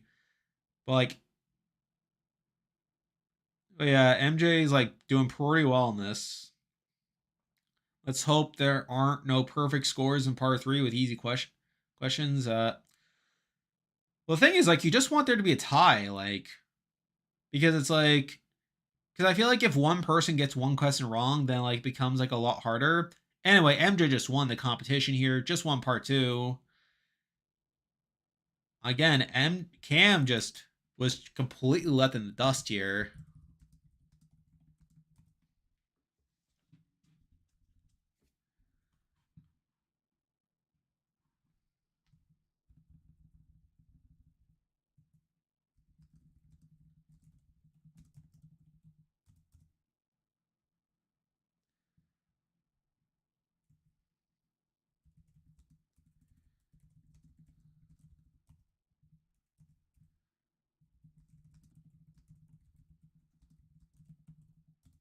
Anyway, we just had Ainsley be defeated. I feel like they're definitely like bringing this back in like part 3, right? Like they're gonna be like a surprise. I have a backup or something like that, something stupid.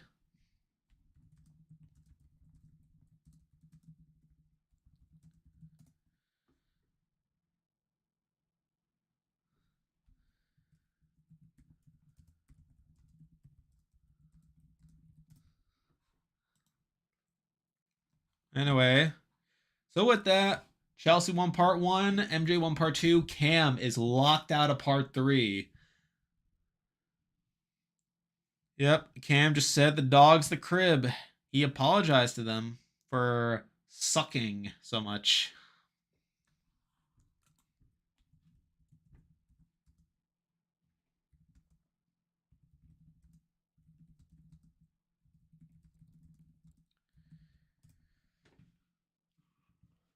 Yeah, I think Cam's definitely like he's gonna start feeling that catchphrase now.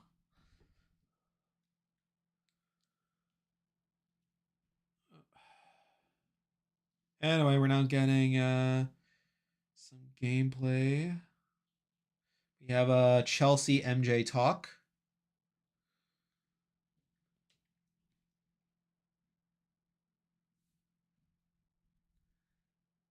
We have MJ talking about how this is a tough decision for her. We'll see about that. Maybe.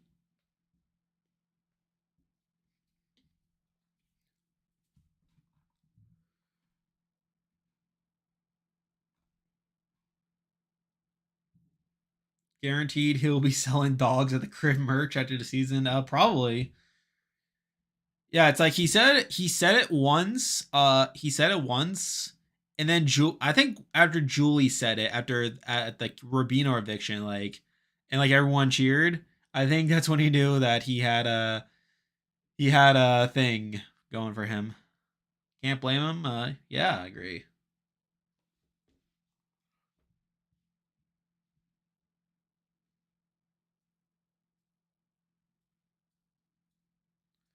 Anyway, we have Chelsea talking about how this is a tough decision for her. Maybe. And we're getting to commercial here, probably getting to the jury house segment with Taylor.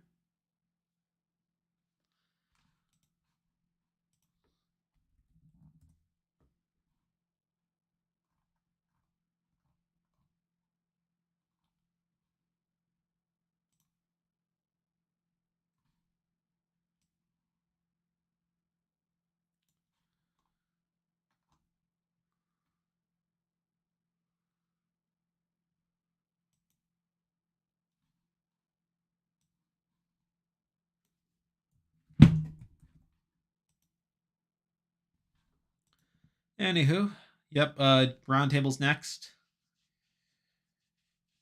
Anyway, we have 15 people watching, so if you're just joining us, Chelsea won part 1, MJ won part 2, Cam is locked out of part 3. We're currently at commercial. Once we get back from commercial, we'll be getting straight to the roundtable segment. So again, they're definitely trying to like get through what we normally expect from finale. I guess I can update the scorers while we're at commercial here. So I did not update anything from the end of part Final Four. I stopped at that point. So let's see. So where did I leave off?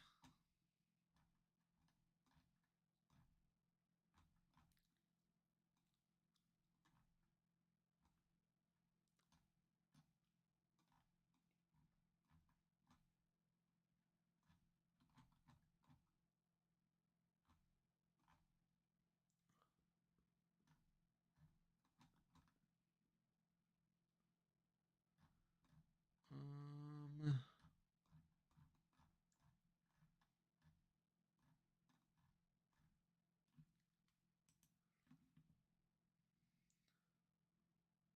so Chelsea won part 1.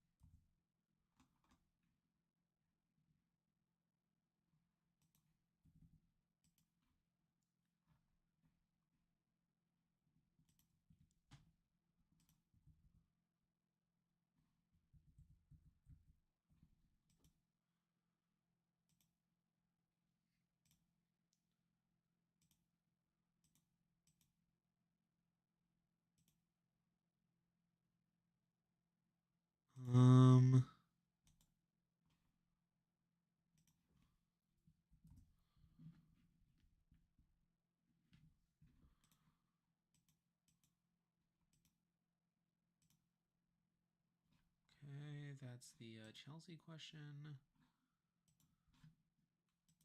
Part 1. Part 2.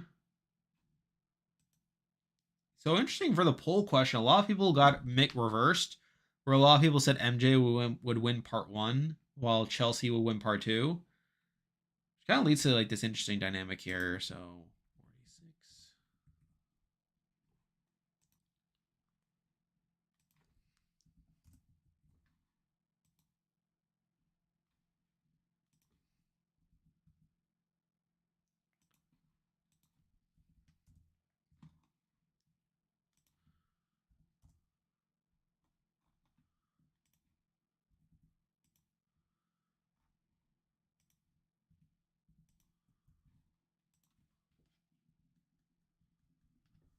All right, so I just updated part 2. Well, HOH, I think that's where we're up to, right? Okay.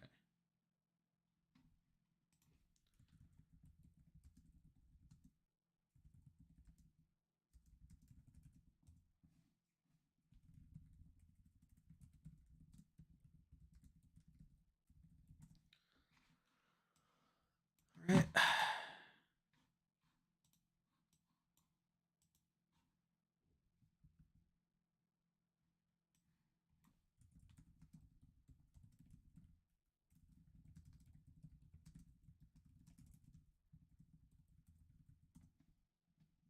Anyway, back from commercial now. We're getting into this roundtable hosted by Taylor.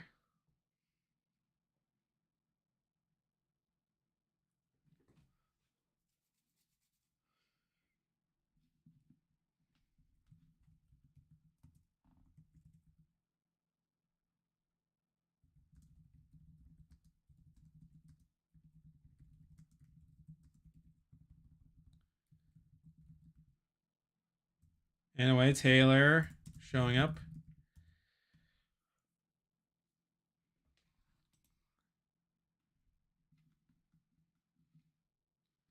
Chelsea's girly quizzes, so I bet she wins. Oh yeah, I think Chelsea should be favored in part 3.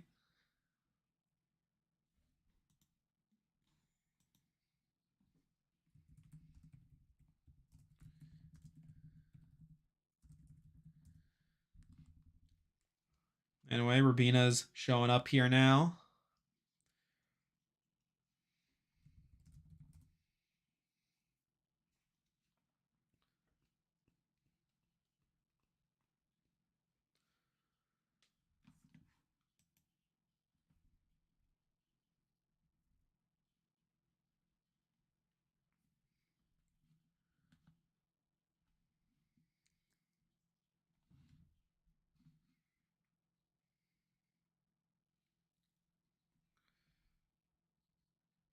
All right, they're talking about MJ first.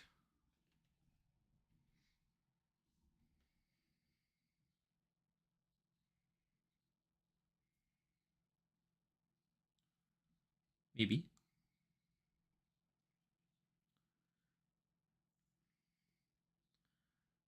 All right, Angela seems pro MJ here. Yeah, she's kind of leaning into the comps here.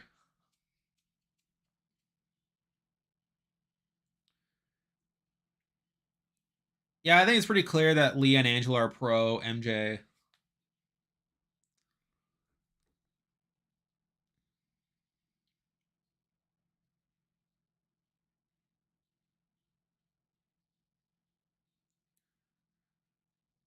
Yeah, Quinn. Yeah, Quinn's pushing back here.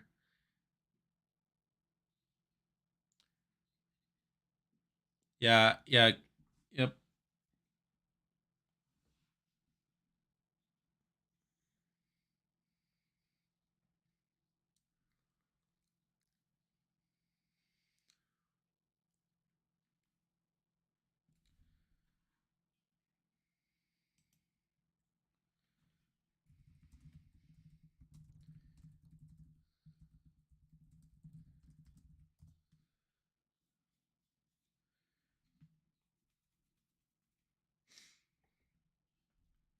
Yeah, Quinn seems pro Chelsea.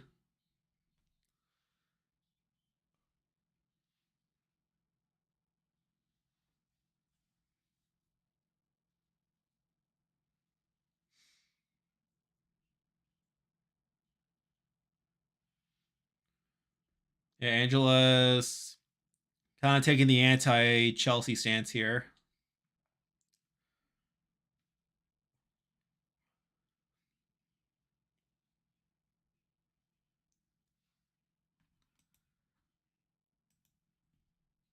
Maybe.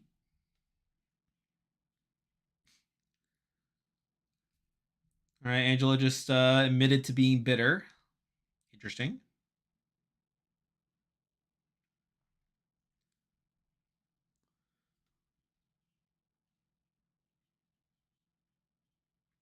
All right, T Core's weighing in. Obviously, she's going to be pro Chelsea.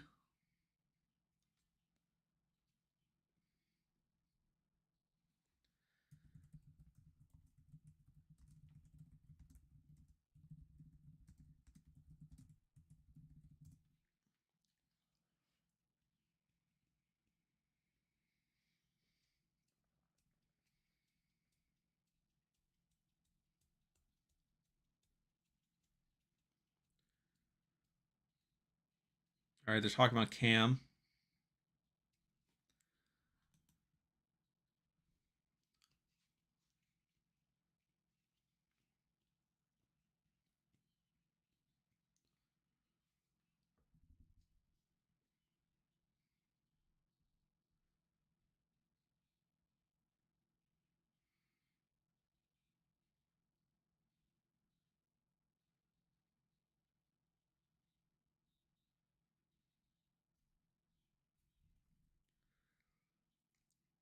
All right, so T Core and Quinn are kind of sticking up for Cam here.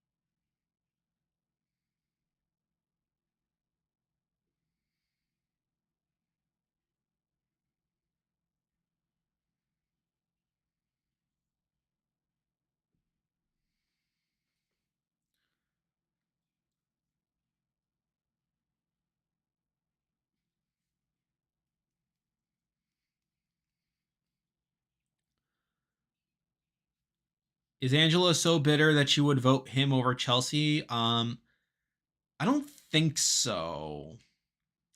Because Angela, in her exit interview, Angela called Cam a floater. So I think if it's Cam versus Chelsea, then Angela might be. I could see Angela being a Chelsea vote over Cam, but I think at this point it's pretty clear that Angela would probably be an MJ vote if MJ were there. Okay.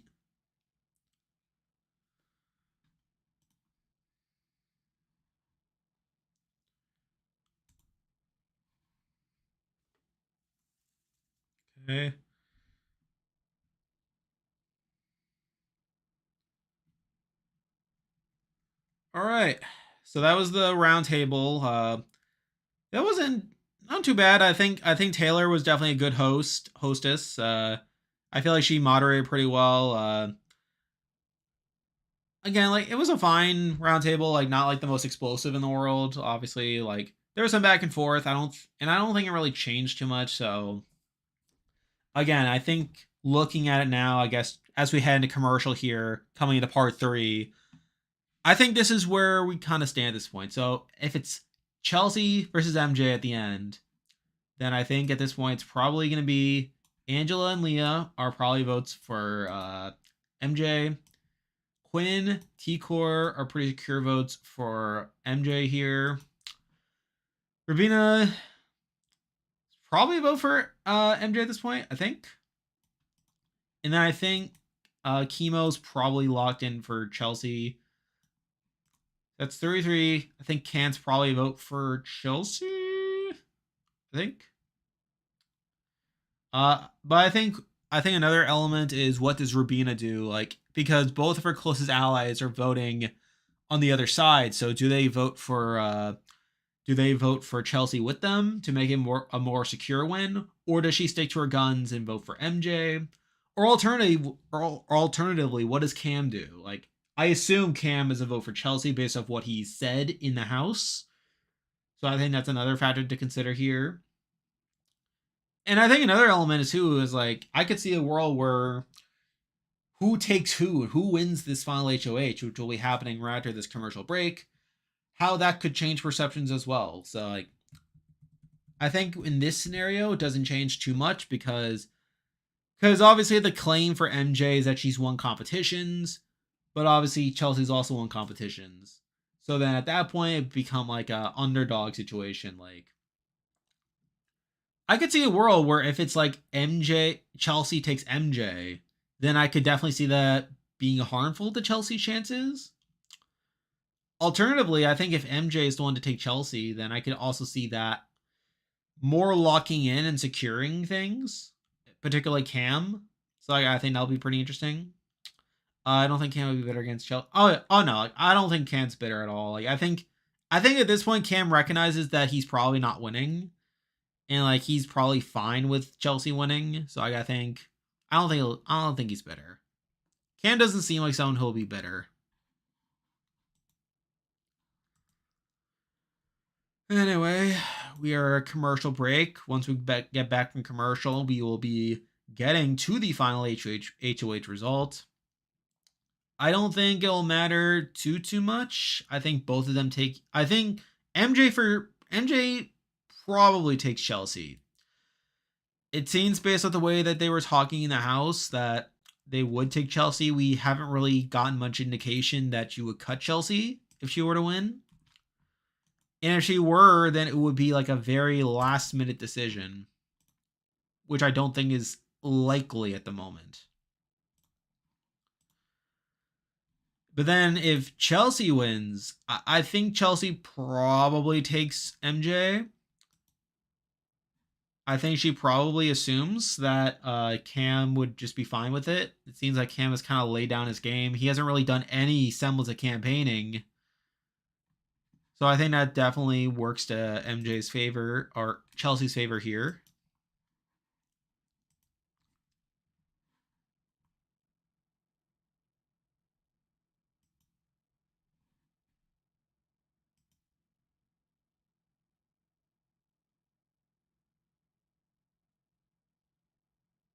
Anyway, we are now back from commercial here. We are now getting to the final HOH comp here. We are getting a sight now of MJ's parents.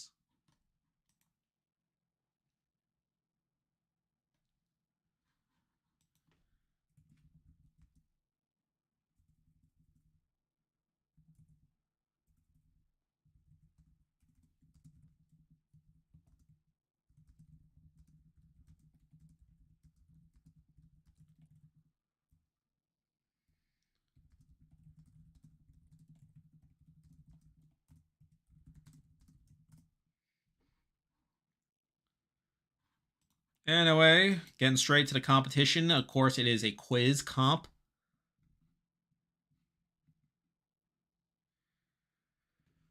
Okay.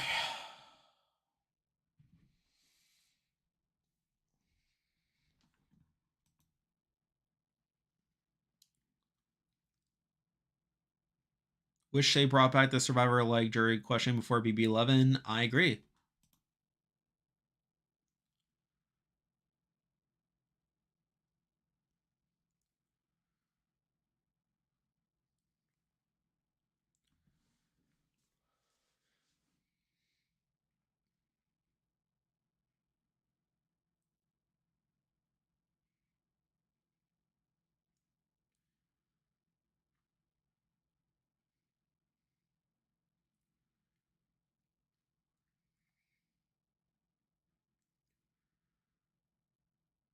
All right, so it's literally the same as last year, right? Like where it's like it's statements about the jurors and what's the false statement.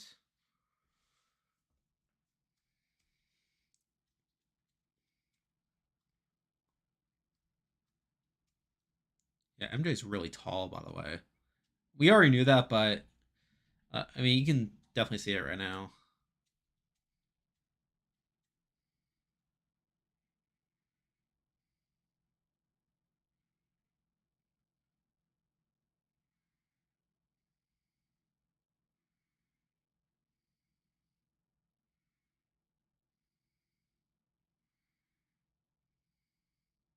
I believe it's B.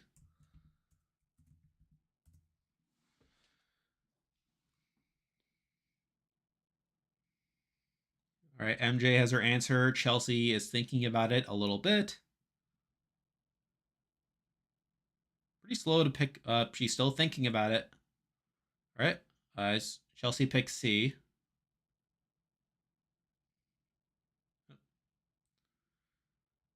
All right, they both picked C. All right, they both got it correct. All right, and we are tied 1-1.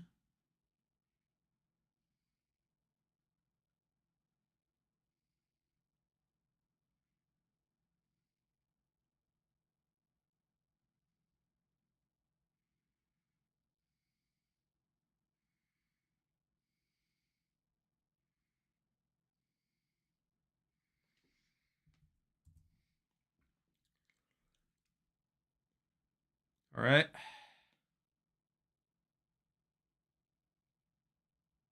All right, Chelsea, you can see she picked B.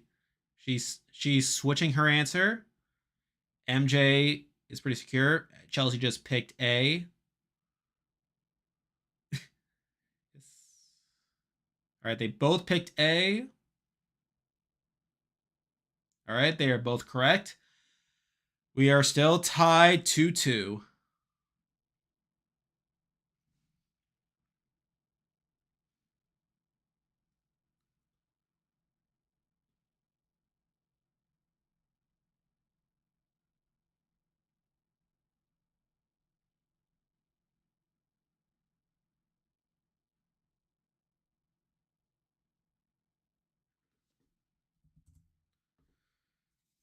All right, they both lock in their answers pretty quickly. They both pick C, and they're both correct.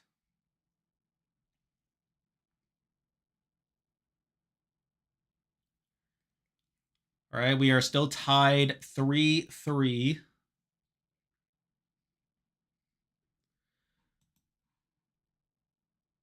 All right, we got Angel's question now.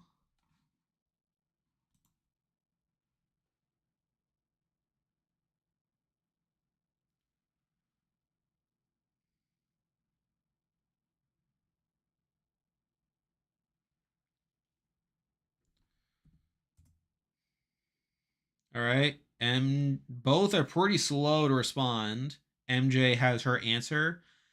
Chelsea is getting her answer. Chelsea has picked B. Chelsea has picked B. They MJ also picked a B.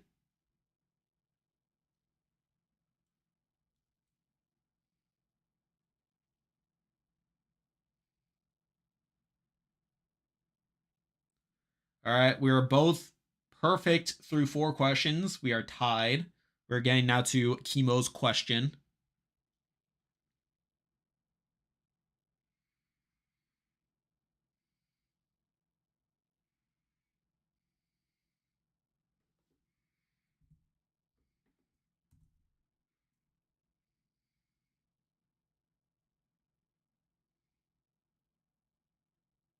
All right. Chelsea has locked in her answer A. MJ has picked her answer.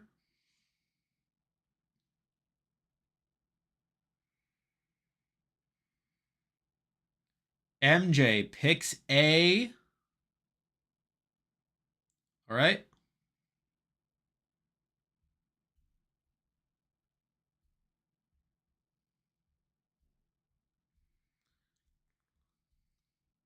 All right. We are still tied at 5.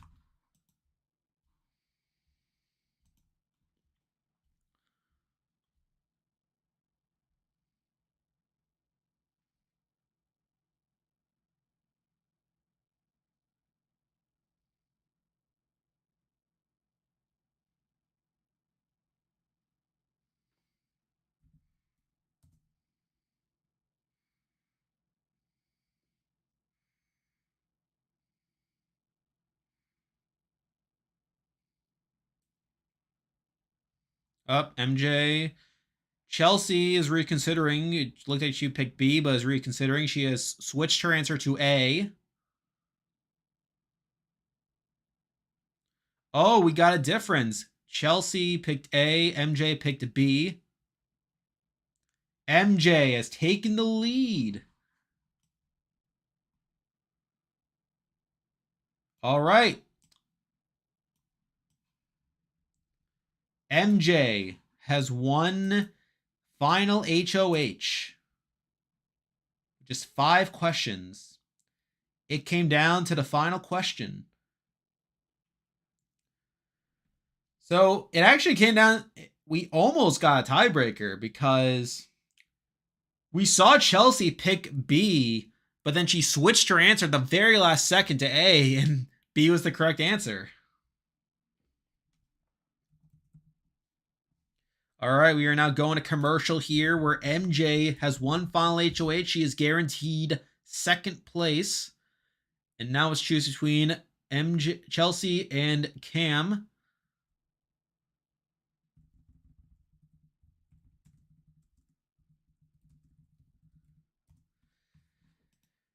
All right.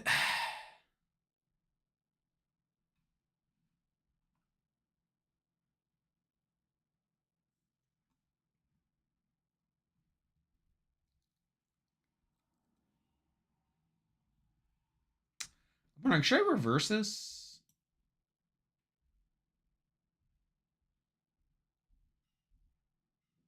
I should probably reverse this.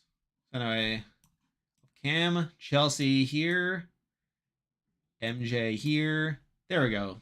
That's probably more consistent with what I've done before. Anyway, if you're just joining us, 21 people watching, MJ has just won the final head of household against Chelsea. Literally came down to the last question. Chelsea was this close to causing a tie, where we literally saw her picking the correct answer and then hesitating and switching it out for the wrong answer. MJ wins. And now let's choose between Cam and Chelsea, and this could be interesting. Obviously, the assumption is that MJ will take Chelsea and cut Cam, but obviously it'll be a big test. Do you see MJ pulling out a Cody BB20 move? I don't think so. Because what if I remember correctly, wasn't Cody always taking Enzo to the end? Wasn't he always cutting Nicole F?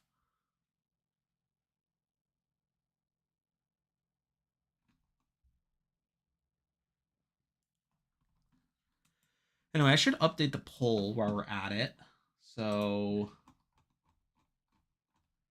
I should have 2 questions to respond to here.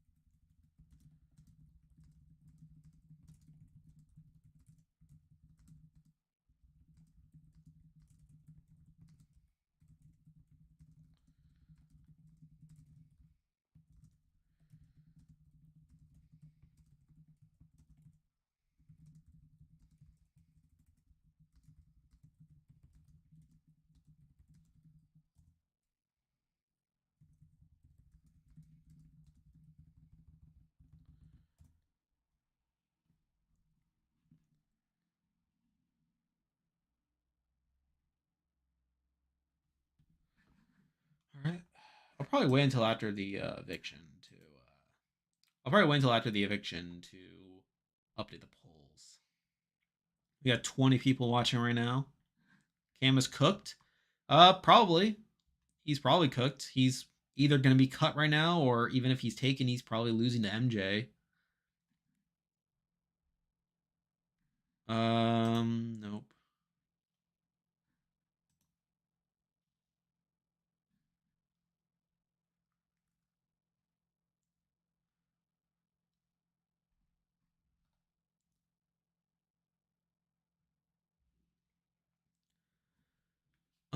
I want to want to be more spot on. John cutting Netta. It could be like that. I don't think MJ is gonna cut Chelsea, but you never really know.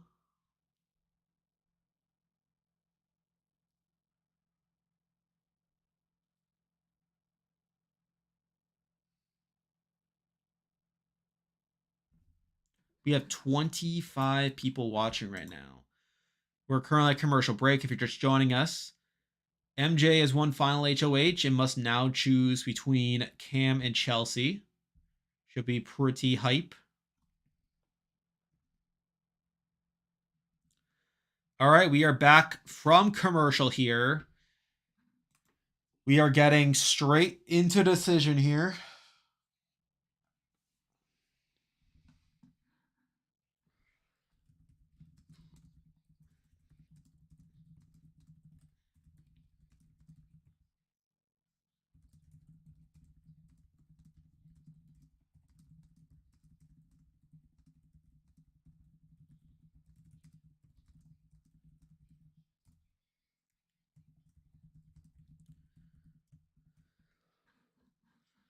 All right, we're getting straight to the pitches.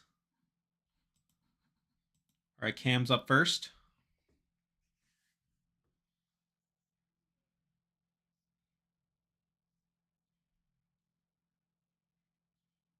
MJ is pretty excited right now.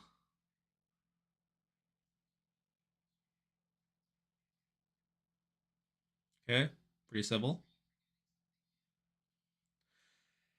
And of course, yeah, Julie. You kind of begged that. You kind of forced that out of him, Julie. Yeah, she kind of forced that out of him. All right, Chelsea's speaking now.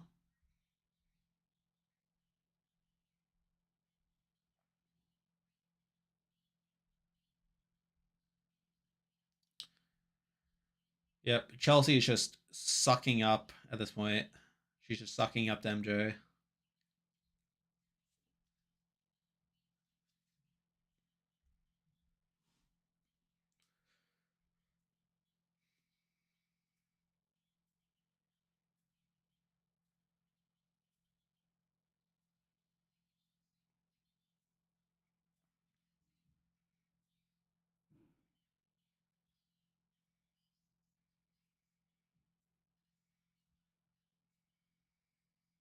How exciting!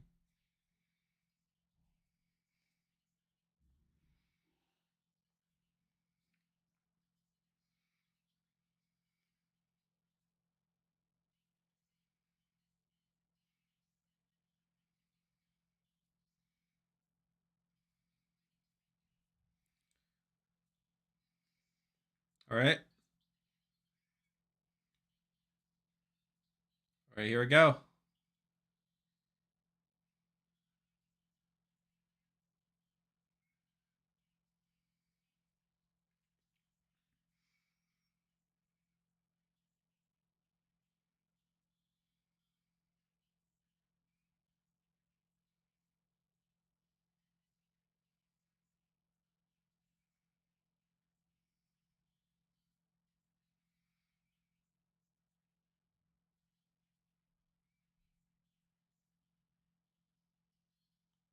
There you have it. Cam, the final juror of the season. Make sure the same size. There you have it. And with that, your final two is Chelsea versus MJ. Cam is walking out right now.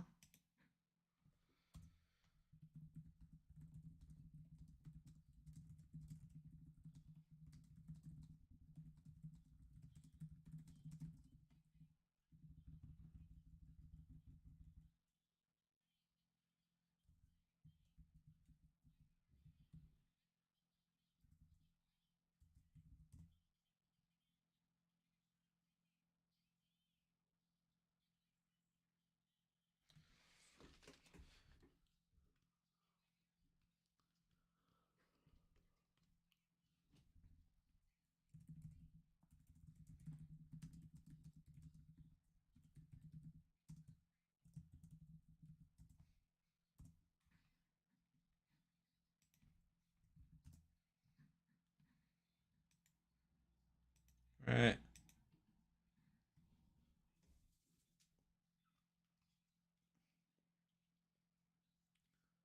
Right. Yeah, I think Cam kind of gave up by the end.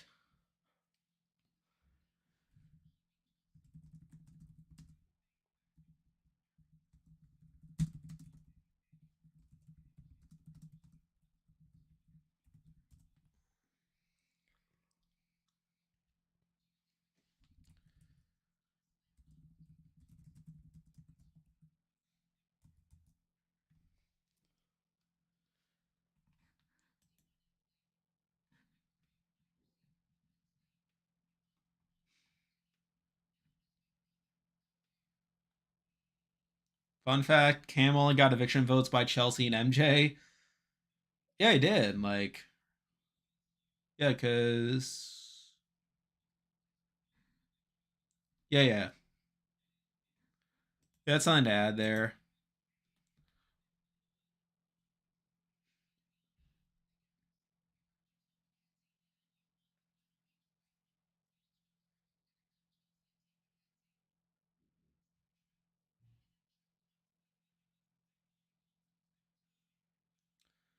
All right. All right, we have confirmation. So Cam just said that he would have taken Chelsea had he won.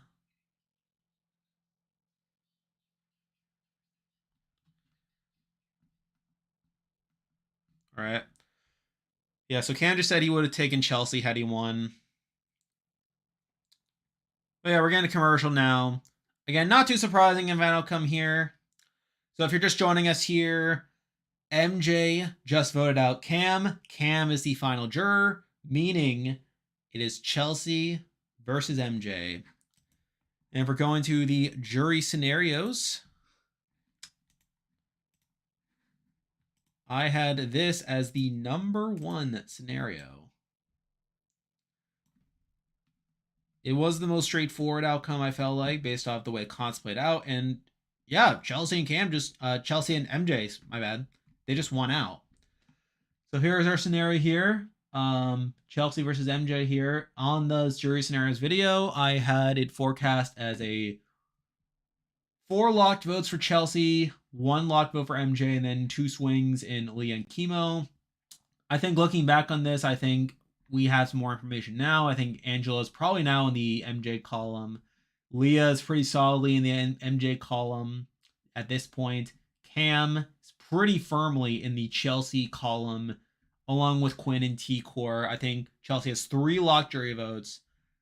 MJ has 2 in the likes of Angela and Leah. And I think Chemo and Rabina will essentially be the swing votes here. I think it'll be very interesting to see what they do. If I had to guess, I think Chemo leans Chelsea at this current moment. Rabina's a bit more up in the air. I think she's probably a bit more open to voting for MJ over Chelsea, but considering that both Keycore and Chemo seem to be leaning Chelsea, I think it'll be interesting to see how Rabina deals with that, whether she'll stick to her guns and vote for MJ, or if she'll be possibly influenced by T-Core and Chemo to vote for Chelsea instead. So I think we are looking at either a 5-4 vote or a 4-3 vote where Chelsea is probably the winner. Obviously, the fact that MJ won the final HOH could definitely influence things. I think the fact that MJ was the one to take Chelsea, that could definitely play into her favorite here. So obviously those are things to consider. But I think just looking at the votes based on the information we currently have, I think we are possibly looking at a 4-3 or 5-2 Chelsea win, with Rabina as probably the biggest question mark over what she actually does. But obviously, it's definitely open to debate here. MJ won 10 comps. She did. Chelsea won 5 comps. I believe that weren't they all HOHs too? Like, did Chelsea win any vetoes? So what did they win? So she won 1, 2. Okay, so Chelsea won 3 HOHs and wait, what? Oh, I didn't count right. So it was 4 HOHs in an AI arena. It looks like, right? Because I don't think she didn't win any vetoes. Yeah, so the whole like thing was like she could have like gotten like 5 HOHs or something. Okay, so yeah, she did win an AI arena. That's right. Yeah, wasn't it week 5 that she won the AI arena? Like the week Brooklyn went home. Yeah, that's right. Because Cam was in that too. So yeah, she won that. But yeah, MJ. Did MJ crush Janelle's record? I don't think so. So MJ won what? She won 3. Okay, so the Wikipedia page is already updated. Yeah, so she won what? 3 HOHs. MJ won 3 HOHs. She won uh 4 vetoes. So that's 7 comps, and then she won 2 AI arenas, right? Yeah, like I'm looking at the Wikipedia page now. So yeah, so 3 HOHs, 4 vetoes, and 2 AI arenas. So I think she tied Janelle's record, but it's also like 2 of them were AI arenas. So like, how much credit can you really give her? So like, I think yeah. So 9. So she only tied Janelle's record, and she needed AI arenas to tie it. So not quite.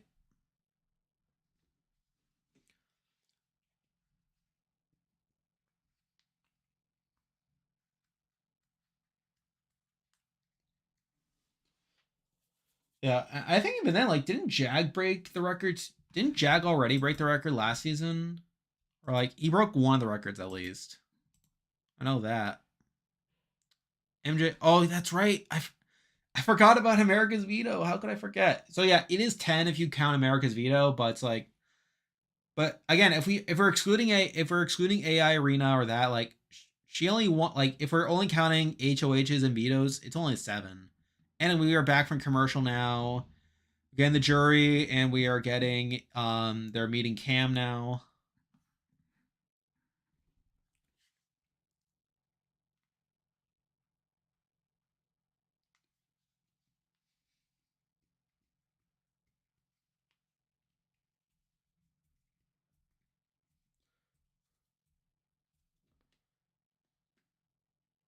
All right, we're getting jury stuff.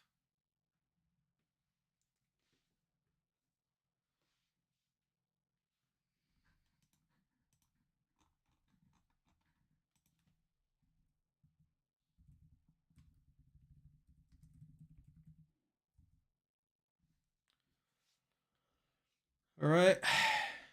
All right, Cam's coming out now.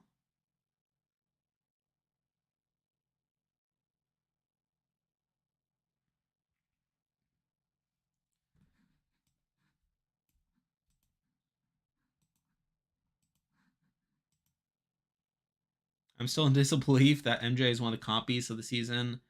It doesn't shock me that much. Because wasn't she like a D1 athlete? Like, wasn't she like a volleyball player or something? Because I think I remember reading about that. Because like she seemed to be one of the more physical people coming into it.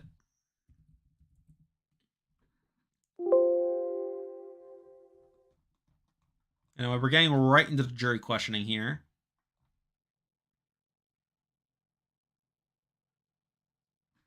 Anyway, we're getting into the jury questioning now. All right, here we go.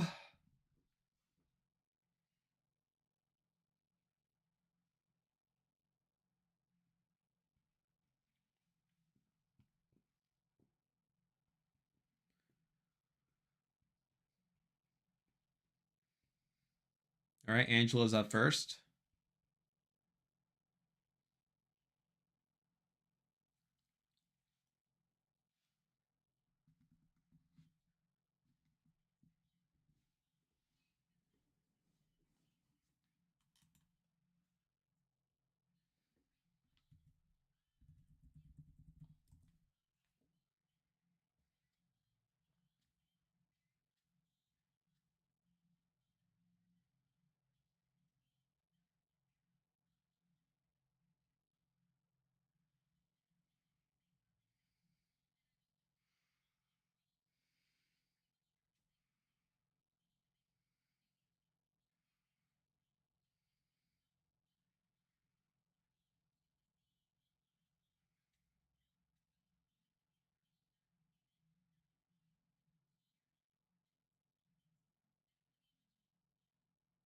Okay.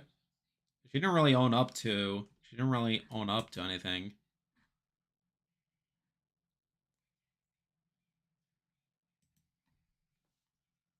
All right, Quinn's up next.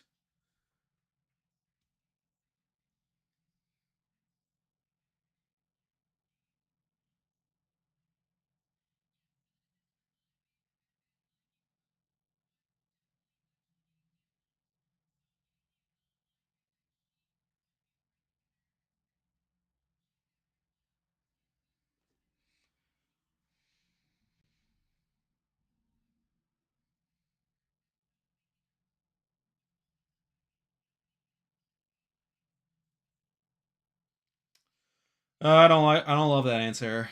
She said Leah taking on Leah was her move, her biggest move. It was a terrible move.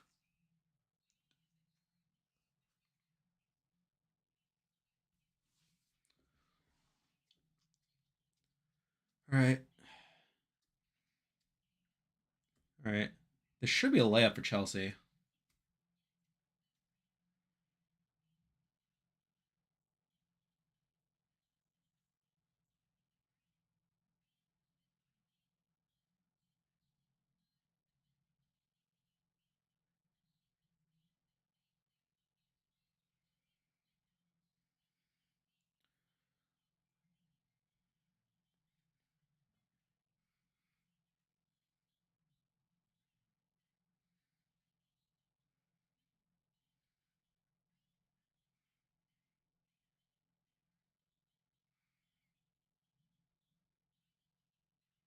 All right.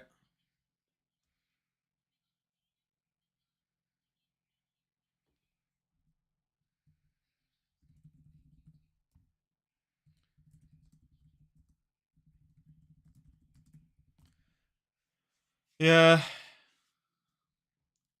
that's a good. I think that's what Chelsea needed to say there for, about T-Core.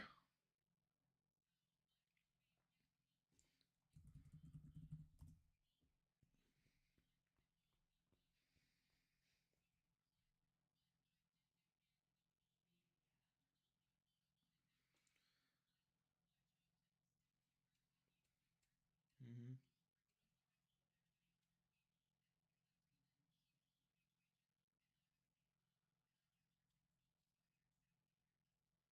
Mm, okay.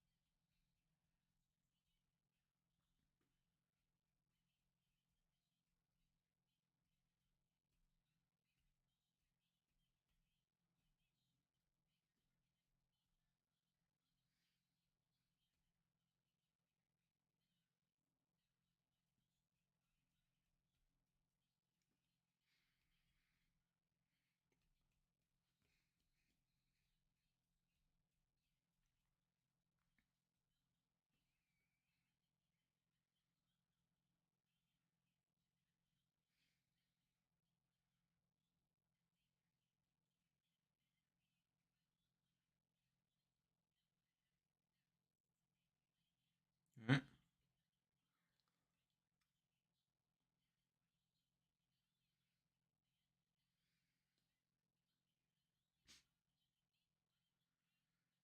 All right. Rubina's laughing. Like, yeah, Rubina. I think Rubina liked that response. All right. Chemo's up.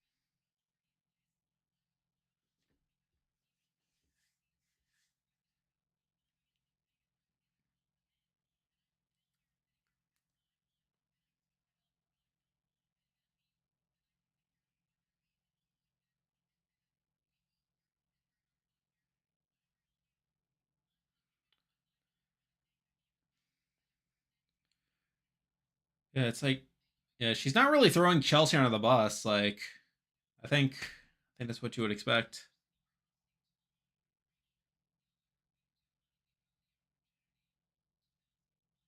All right, Cam is up.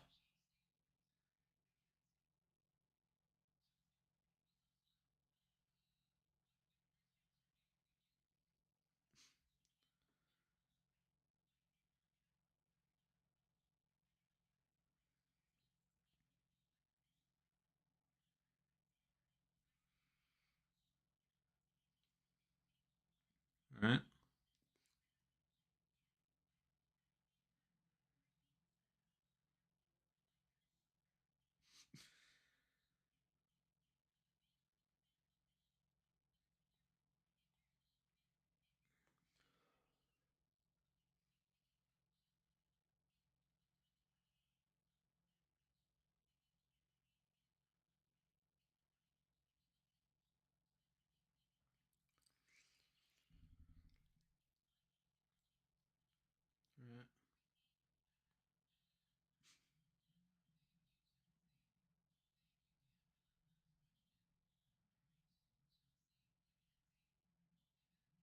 All right.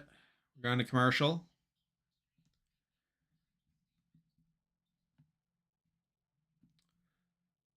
All right, so we're going to commercial here. If you're just joining us, we got 21 people watching. If you're just joining us, we just finished the jury questioning between Chelsea and MJ here. Uh, yeah, I think Chelsea did pretty well here. I think Chelsea I think she gave pretty for the most part good answers. Like, yeah, I think MJ kind of bombed it though. Like, she didn't present pretty well. Like, she obviously talked the way you'd expect her to. Like, she talked a lot about playing a loyal game. Probably locked in Angela and Leah's votes, but I I think based off the reactions and stuff, I think she may have gotten Rabina. Like, I think Rabina seemed to be pretty invested in her answers. So I think she probably gets Rabina's vote at this point. Both recovered at the end. Chelsea took the lead. I think the thing though is like, yeah, I think it's probably gonna be like a 5-2 at this point. Like, again, just based off like how that went. Yeah, I think Chelsea needed to. I think she needed to do what she needed to do. I think she kind of threw MJ under the bus by the whole Leah thing, where she said that where MJ said that the Leah move was her move, but then Chelsea immediately struck back by saying that no, it was actually my move. I manipulated you into putting up Leah here, who was your own ally. And again, like Chelsea, I feel like Chelsea clearly gave the better performance. I feel like I would definitely be siding with Chelsea here, but obviously I'm not on the jury, so is that. I should probably update the polls response. I said I was gonna do it, but anyway. So I believe I had to do the final juror in the part 3 question. So part 3, who will finally again, not the popular pick here. Like, again, Chelsea seemed to be the favorite to win final HOH. Only 5 people out of 18 voted for MJ to win final HOH. Let's see. So who voted here?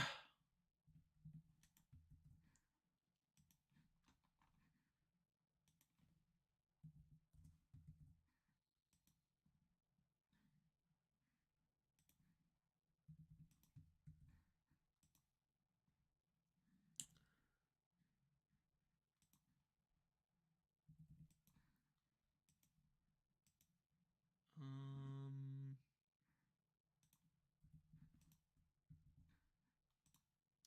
Anyways, that's final HOH. Final juror. Yeah, Cam was the blatant favorite in this. Actually, 2 people voted for Rabina. That's right. This question was posted before the Thursday eviction, so that's a little unfortunate. But anyway, a lot of people voted for Cam here. And more commercials for premiere week. How exciting.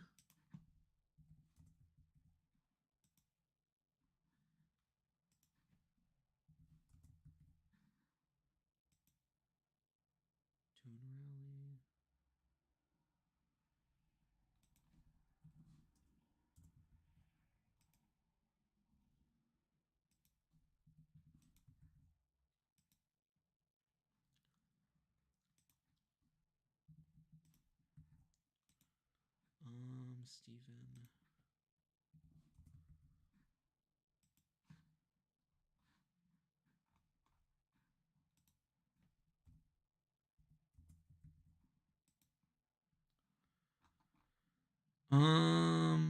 Raccoon.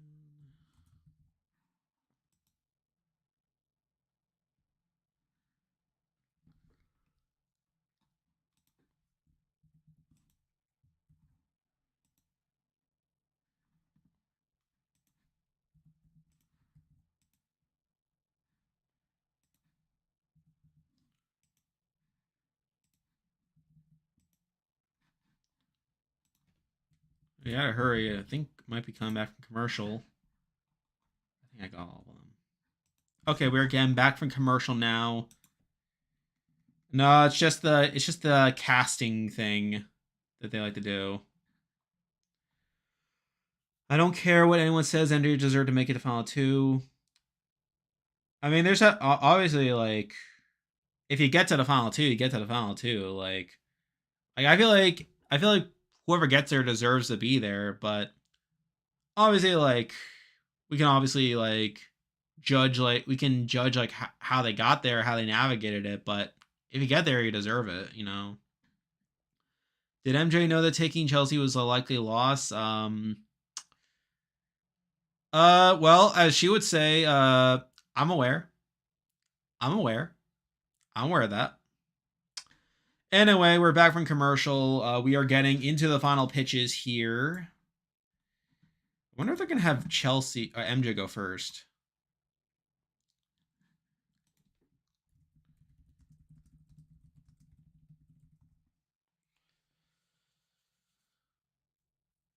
Anyway, let's get these speeches. All right, Chelsea is up first.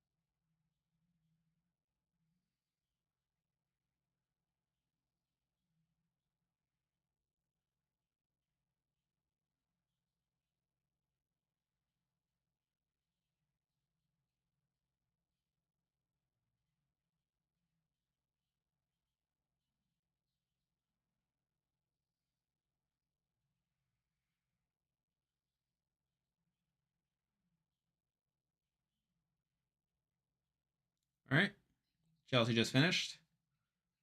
All right, MJ is up.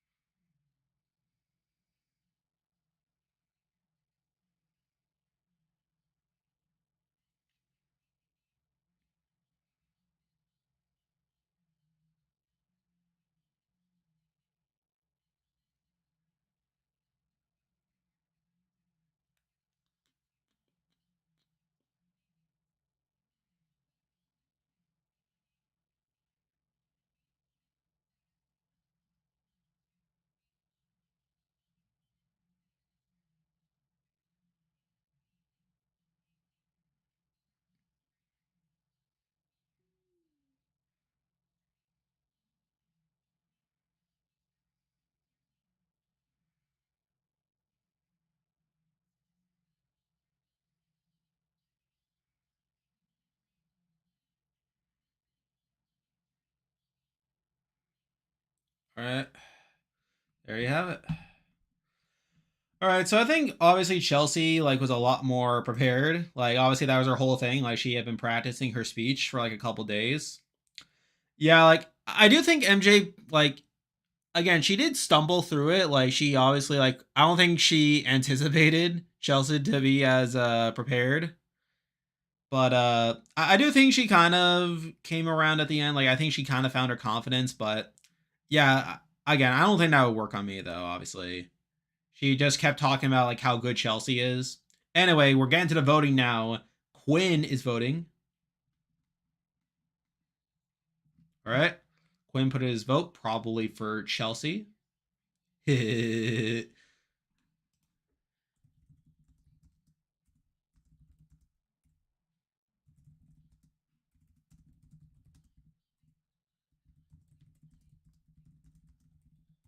All right. T Core just voted. Also for Chelsea, probably. Leah's going up the vote now. All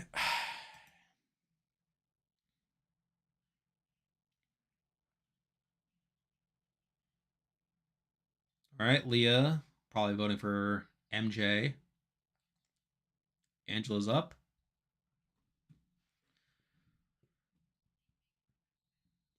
Okay. Angela probably is voting for MJ here. Chemo's going up.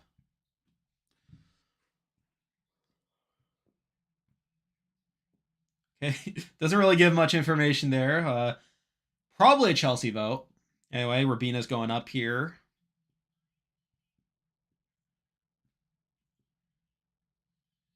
Okay, not too much either. Again, could be up in the air who she votes for here. Again, could go either way, I think. Anyway, Cam's up. Okay, probably vote for Chelsea. All right, there you have it.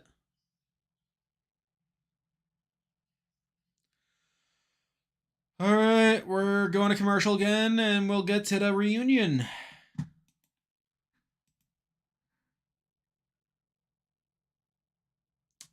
All right.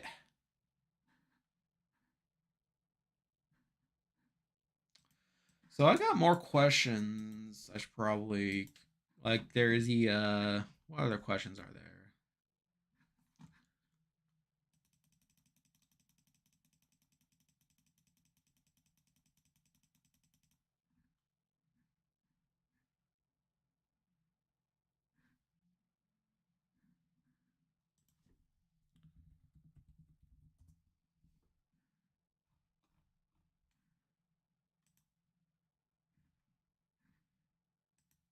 All right, gotta do this.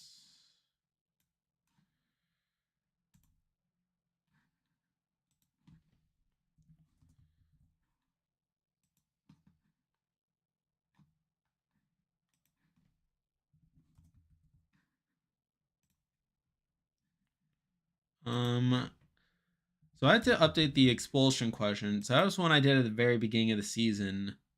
I couldn't do it until the end, but there was no expulsion this season.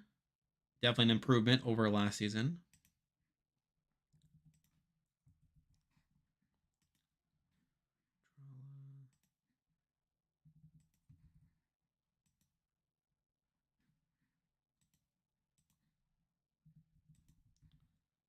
Um,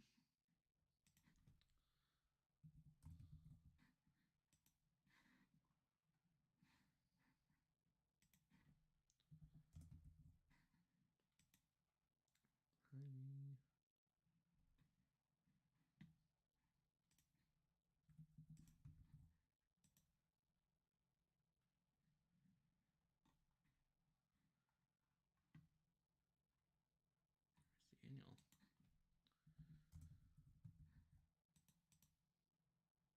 Daniel will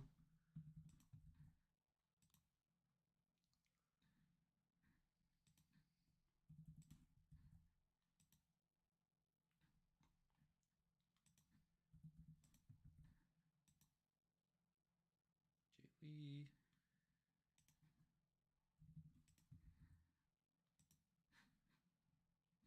Gargan. Gargan.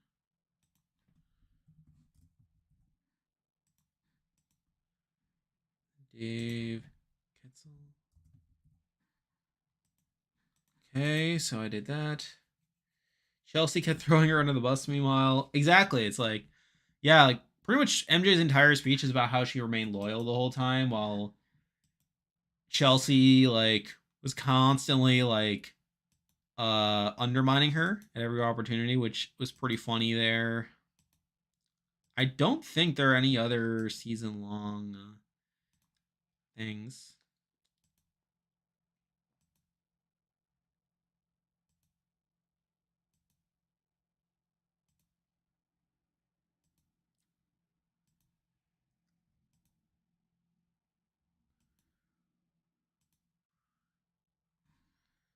Okay, so I'm definitely up to date now. We have 20 people on stream if you're just joining us.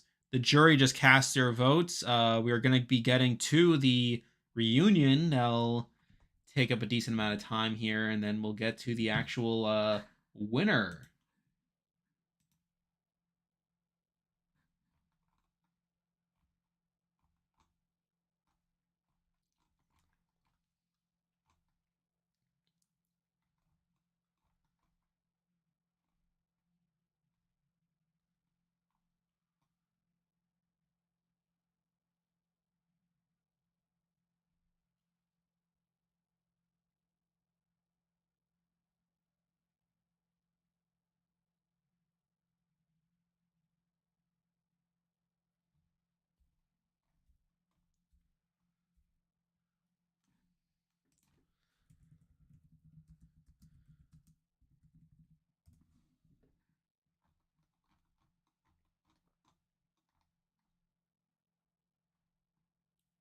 All right.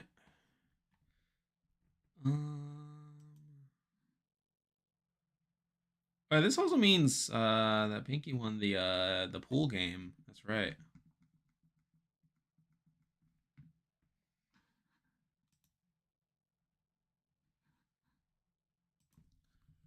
Anyway, getting back all the pre-jurors here.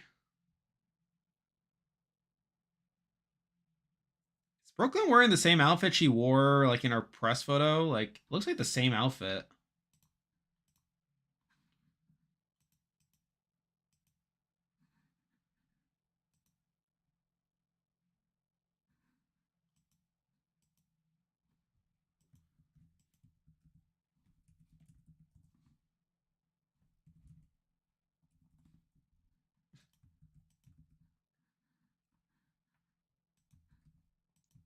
Oh my god.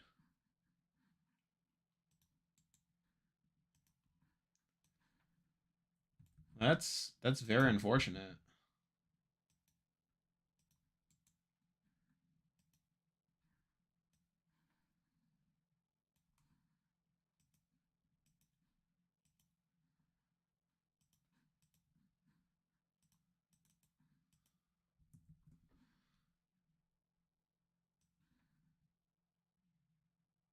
Yeah, I'm just updating some games right now.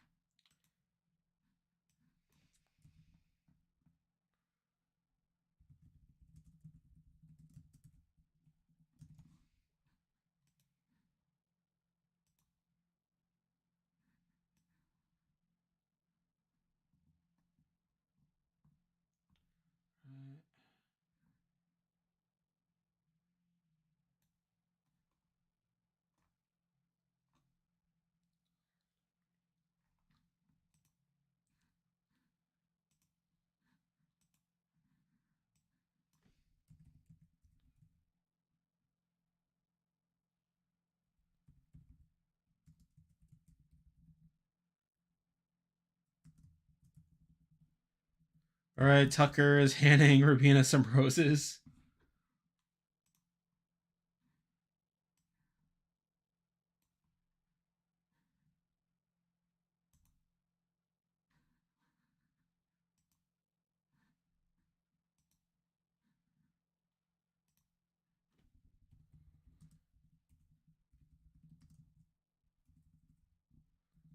Okay.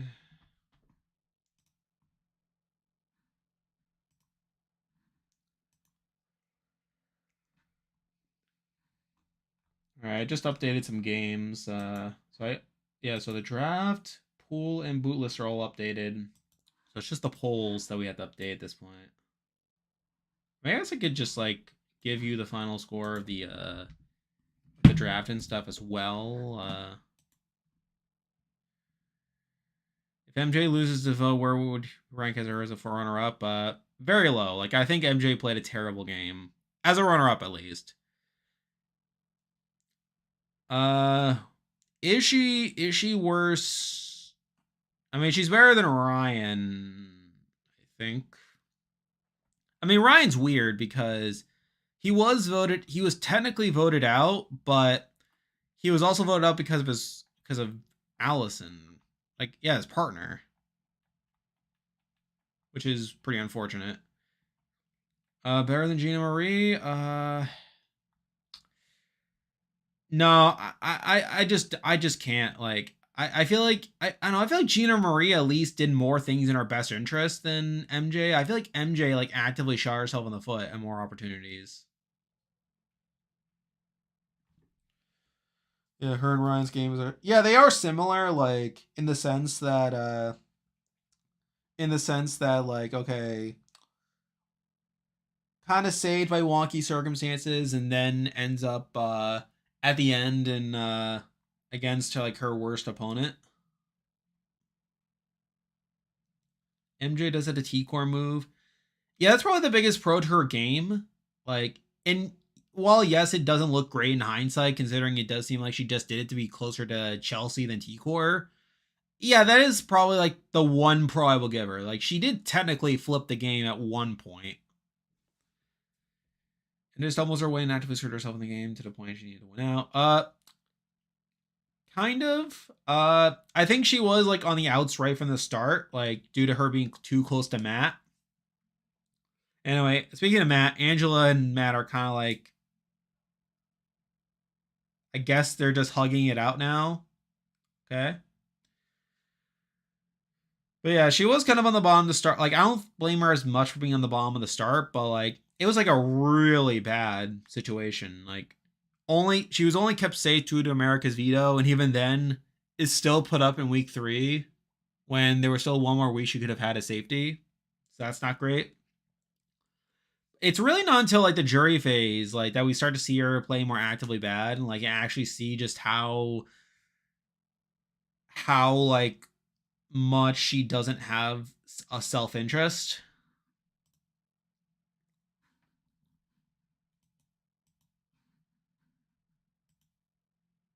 I mean, I should probably at least update the games.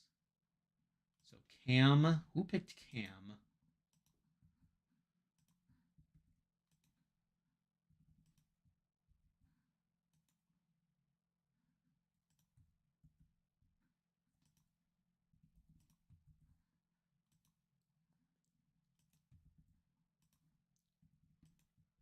All right, they're trying to get her to talk about the charcuterie board.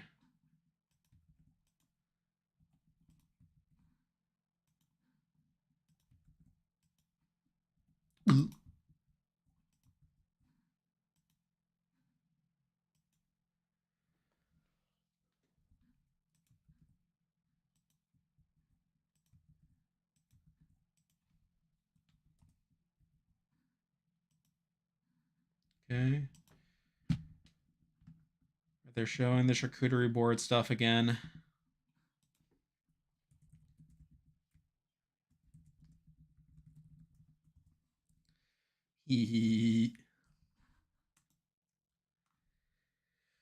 Yeah, right now it's just a reunion, pretty boring stuff, or at least pointless stuff. But yeah, we're getting the charcuterie stuff again. But yeah, like I think MJ would be very low in a runner-up ranking, and she'd obviously be pretty low in a winner ranking as well. I do think she's probably like she's definitely a step above Janelle because she didn't need to entirely win out. She didn't have to win out as much. And she's probably a step above Ryan because she at least has the T core move. I think beyond that, it's definitely hard to justify her being higher.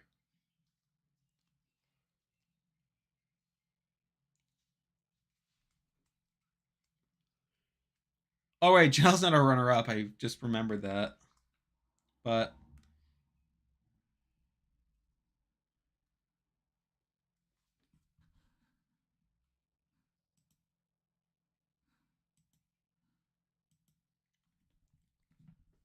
I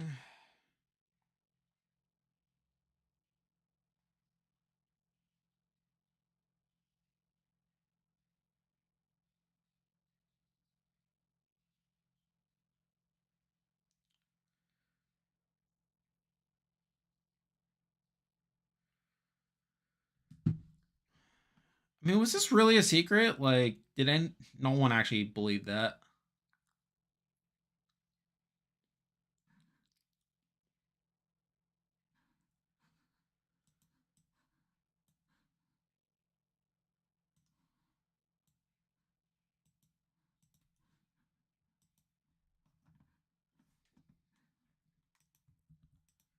I guess I can update the.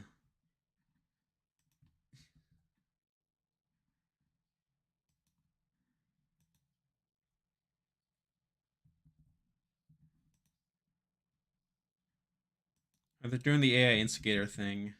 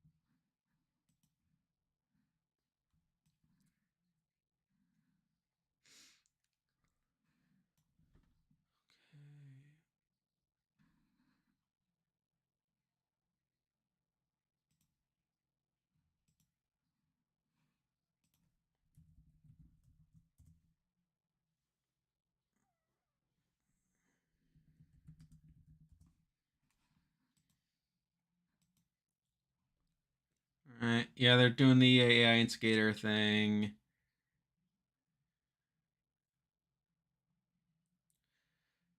Probably going to commercial in a minute. All right. Time for AFP. No, no, not yet. No, I do it after the winner reveal. That's right.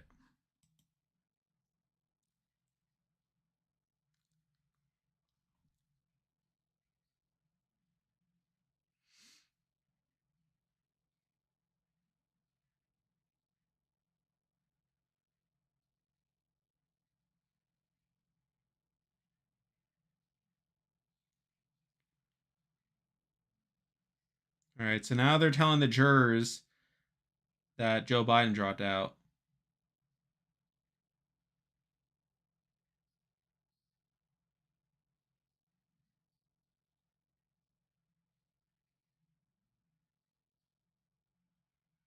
Yeah, so they just told them that Kamala is running for president. Yeah, I forgot that they had no idea about that.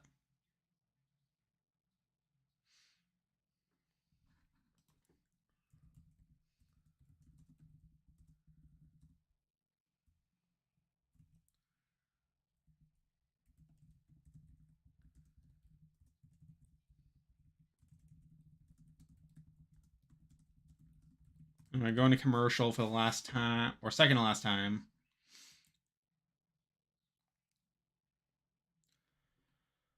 Okay, here we go. We're getting to the big moment. Going to commercial here. Okay. So if you're just joining us, 19 people joining. We just went to commercial. They just finished the reunion. And after we get back, we're gonna find out who won. Again, we talked about this quite a bit already, but so basically, I'm expecting either a 4-3 or 5-2 Chelsea win, possibly I'm leaning towards 5-2 right now, but it's not a guarantee. I think there's definitely some wonkiness here. I think Rubina could be up in the air potentially. I think beyond that, I think should be pretty clear.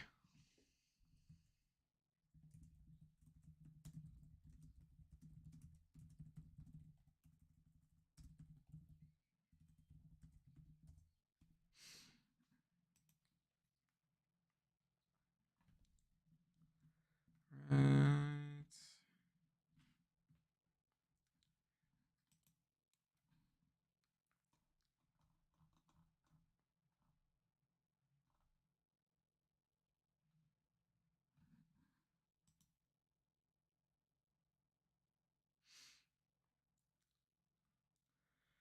Anyway, we're just waiting for the results to come in.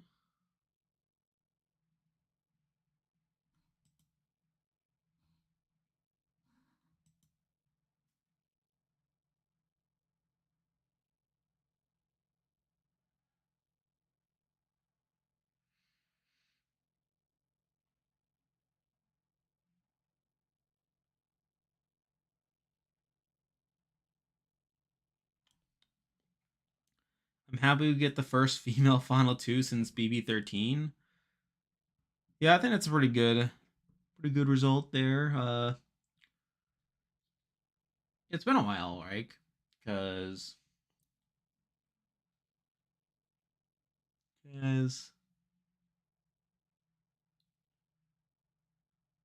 yeah, it's been a while. That's right.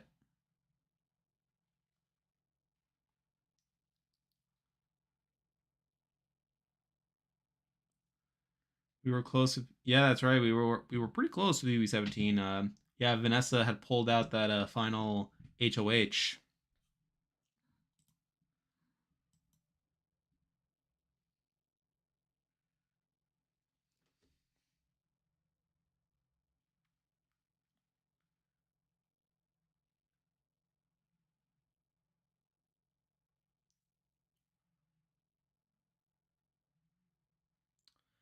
All right, here we go. Back from commercial now.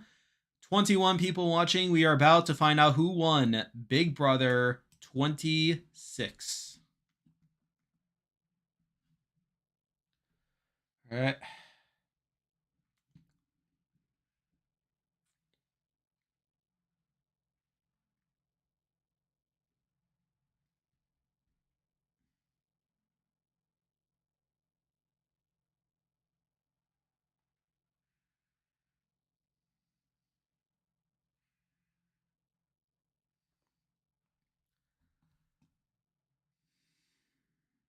All right.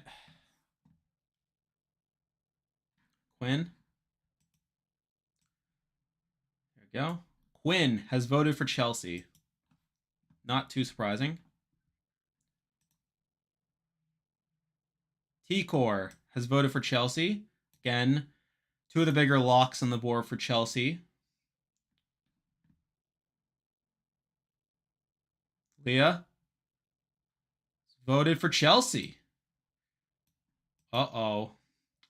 Uh-oh. Try to move it down Angela.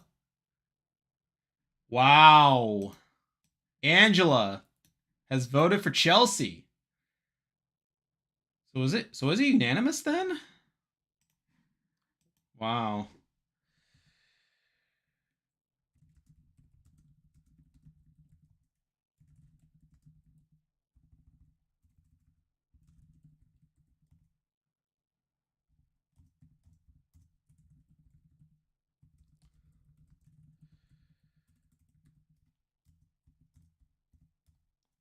Wow.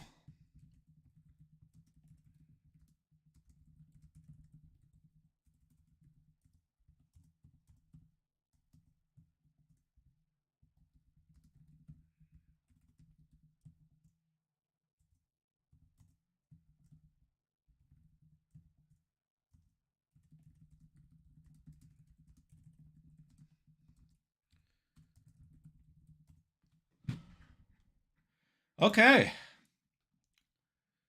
Yeah, it was probably unanimous. Yeah, because Leah and Angela were two of the bigger locks for. They were two of the more likely votes to go to MJ. The fact that neither of them went MJ probably means it's unanimous. If Leah and Angela voted for Chelsea, then Rabina definitely voted for Chelsea. Chelsea's played a perfect game. Did she? Did you get any votes during the Brooklyn week?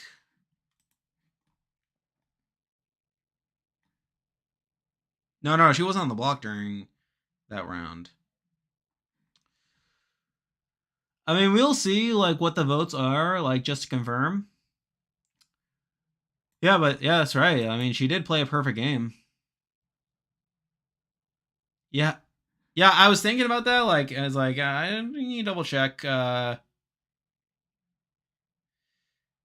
She was never on the block during a week where she was never on the block by the time of the vote. Yes, that's right. And then yeah, she probably won unanimously. First female player to play for perfect game. Again, we'll see what the votes come out to be after the commercial. Just need to secure it, but yeah, it is looking like this is a perfect game. Okay, so I got we're all commercial. I need to update some games here. So boot list, only Daniel picked Chelsea here. Interesting. 2, 4.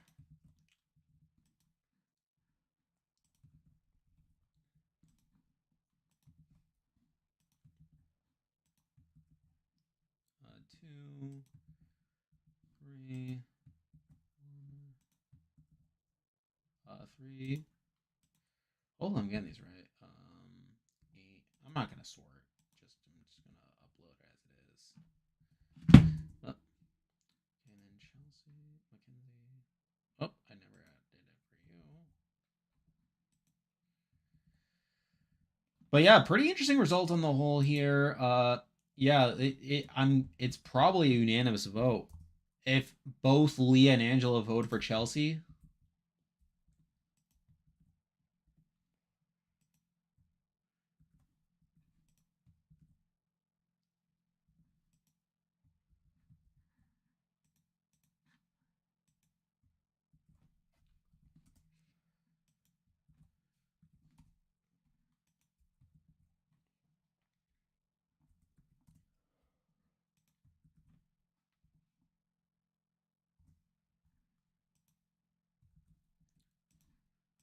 Yeah, I'm just updating all the games and stuff.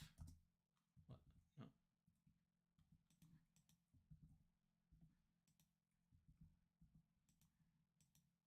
think I got everything right.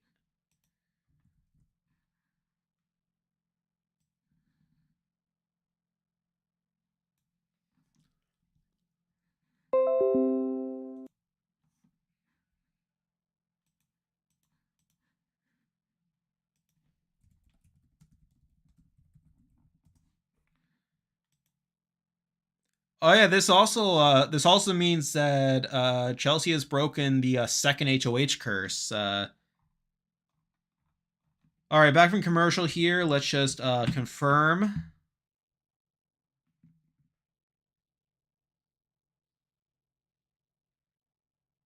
All right, it was unanimous.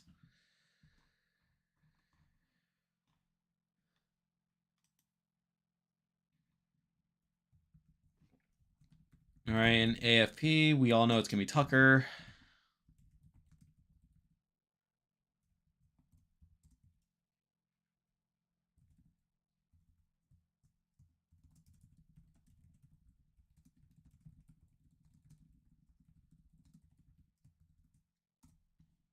All right, Angela, Tucker, Quinn were the top three. Interesting, Quinn was the top three, though, considering he was put on the block. All right. Yep, we all knew. Tucker won AFP. Everyone knew that.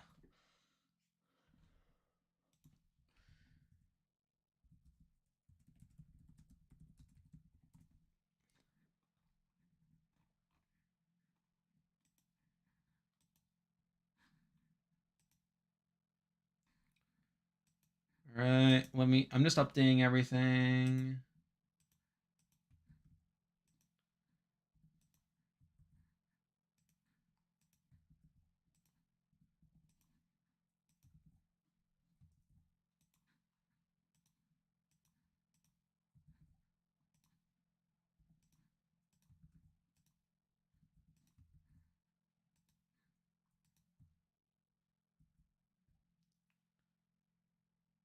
All right.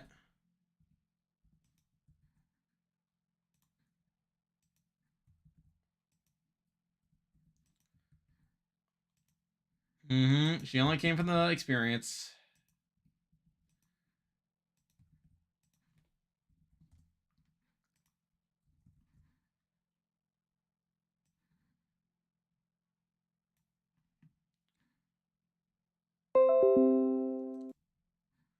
Yeah, first time pre-juror won AFP. That's pretty good.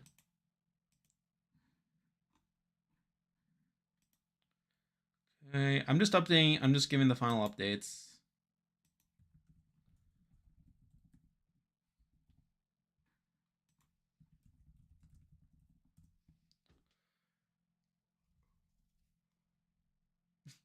Uh-oh. It's a big zoom. Uh-oh. Oh, no. Hey, they brought Janky back to life. Isn't this so good?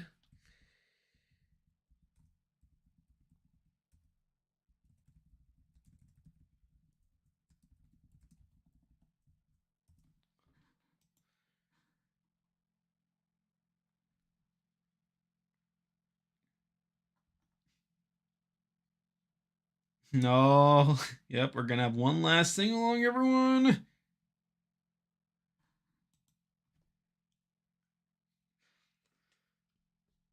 Yeah,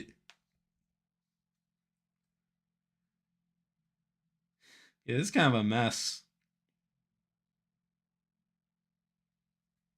All right, they just doing the janky song.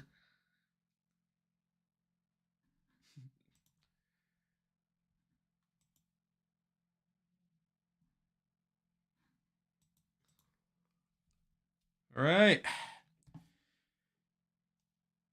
There you have it.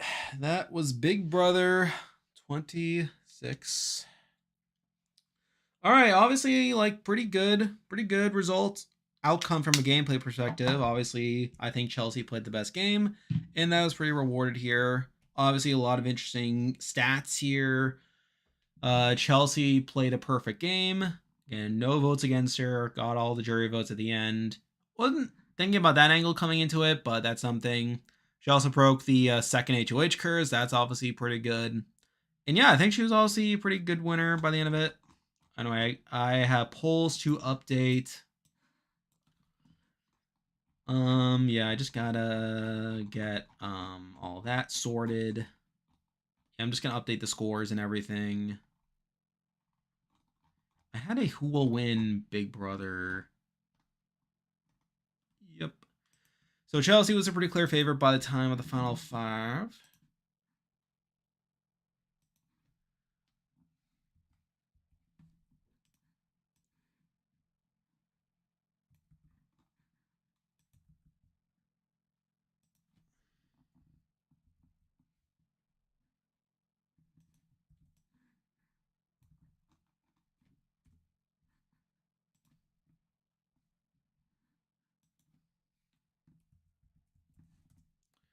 Yeah, I'm probably just gonna do this in a pretty fast way here.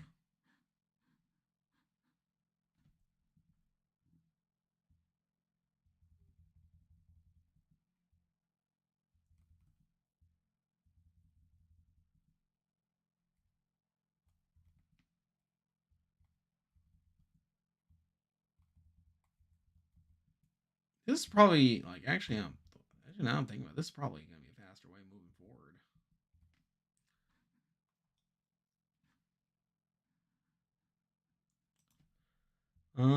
Yeah, I just gotta update this.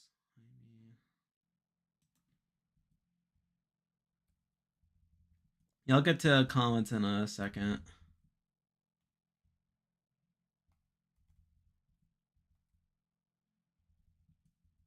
Well, Ace.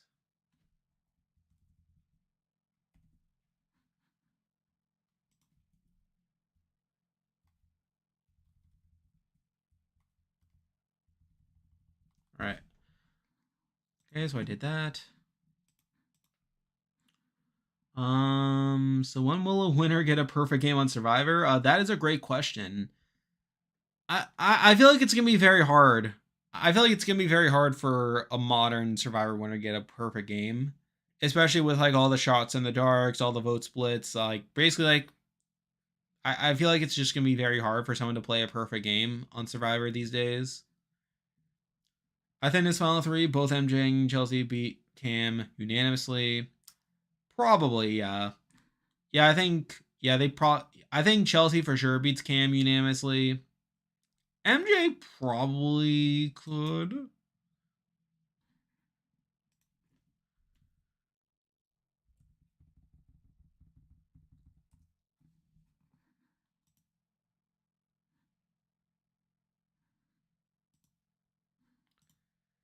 Anyway, and also, yeah, so I'll just show up this screen here. So obviously this is my comparison of this scenario. Obviously didn't play out the way I thought it would. I thought it was going to be at least a more competitive scenario. Obviously, like the likes of Rabina, Leah, and Chemo being up for grabs. But no, it ended up being unanimous, which is I'm personally happy by because MJ played a terrible game.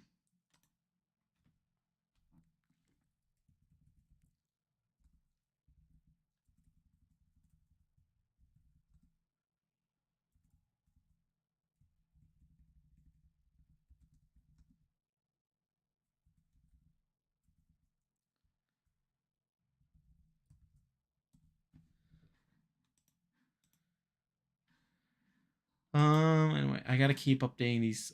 I'm trying to like finalize like the poll scores and everything. There is a pretty definitive winner, by the way. But I just had to do it.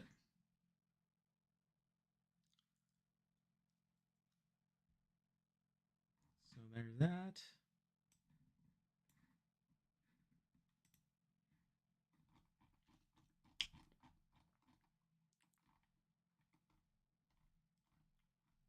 Final juror did that.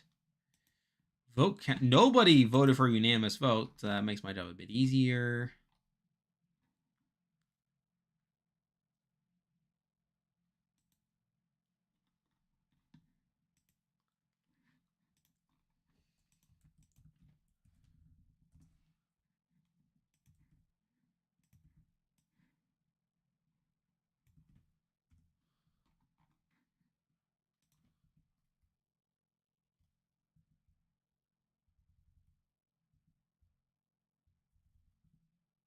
Yeah, a lot of consensus answers right at the end here.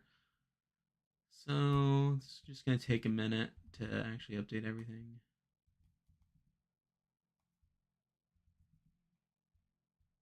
Okay. Steven, DC Rig.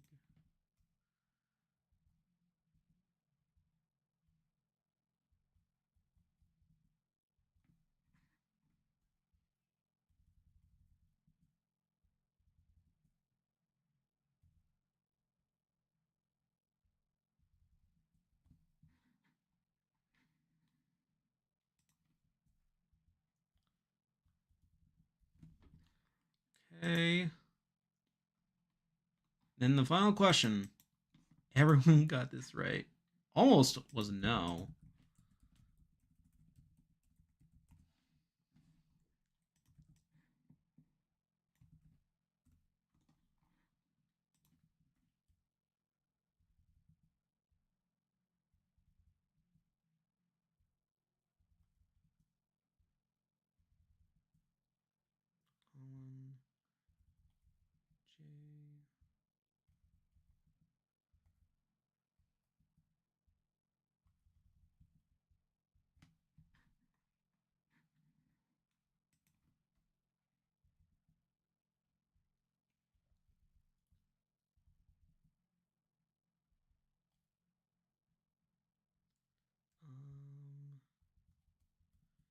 J. Very.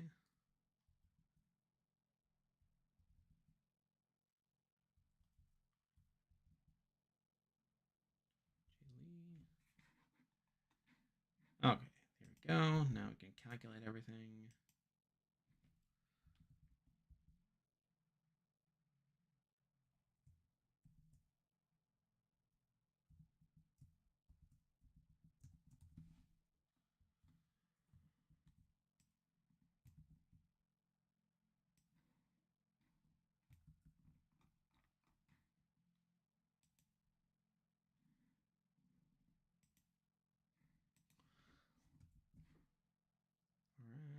All right. Okay, finally we're done with this.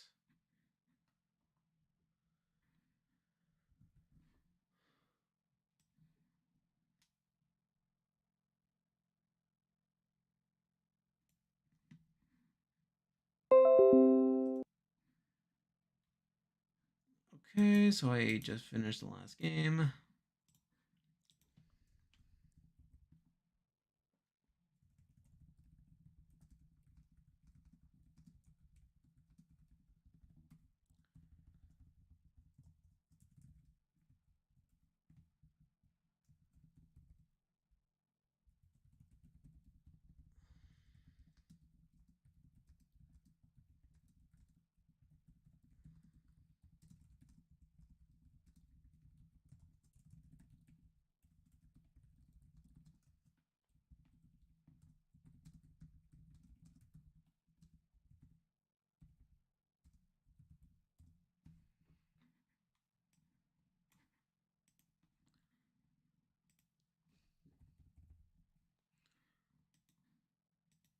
Okay.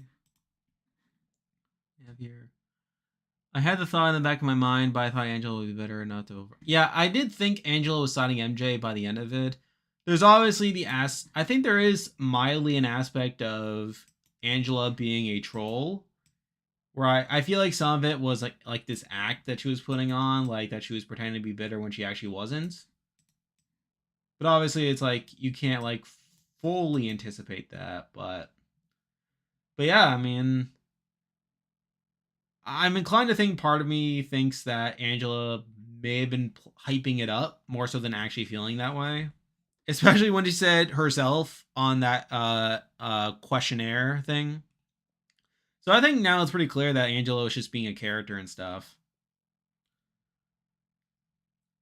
And also Leah having a good relationship with MJ. Yeah.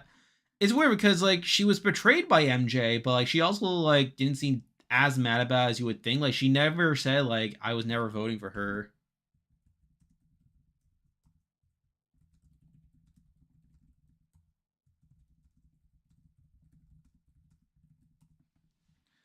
But yeah. How is this top 10? 1 Dan, 2 Derek, 3 Andy, 4 Cody, 5 Nicolev, 6 Will, 7 Hayden, 8 Chelsea, 9 Tyler, 10 Danielle. Is this like a top 10 player of all time? I would not have Chelsea in the top 10. I think you can debate top 25 player of all time. Uh, you can debate top 25, I think, but I don't think she's a top 10 player. If my friend was barely trying to win, I wouldn't even bother wasting my vote. Yeah, that's the thing. Like her entire jury, like MJ just completely bombed the jury question. I feel like she just basically she.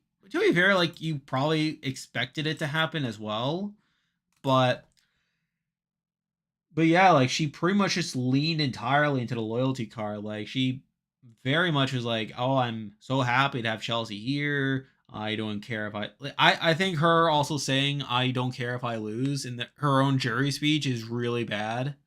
So like that's definitely a Jag level move right there. Like when he was evicting Bowie Jane, he said, "If I had to lose, I would rather lose to Matt." Like that should have cost Jag the game. Like the fact that Jag still won after saying that is really insane. I kind of feel bad, but she ultimately did. Oh yeah, like yeah, it's like MJ 1000% brought it upon herself. Like I mean, she herself said she didn't care about winning, so it's like she didn't win. But can't complain too much. Anywho, yeah, we're just wrapping up here. Wasn't sure if there's anything else you guys want to talk about. So the plan is currently for the player ranking to come out on Wednesday. That's currently the plan. I do have to record like the back half of it. I think I had to record the top 7 basically. So obviously Chelsea was number 1. She was pretty much always gonna be number 1 coming into tonight. I feel like she did enough to be above both, definitely above MJ, but also above Cam. But obviously this just further confirmed it. Where does MJ go? I've still struggled where exactly to put MJ. Because like on my first draft, I had her around number 5. Should I put her even? Should I put her lower? Like I think that's a legitimate question.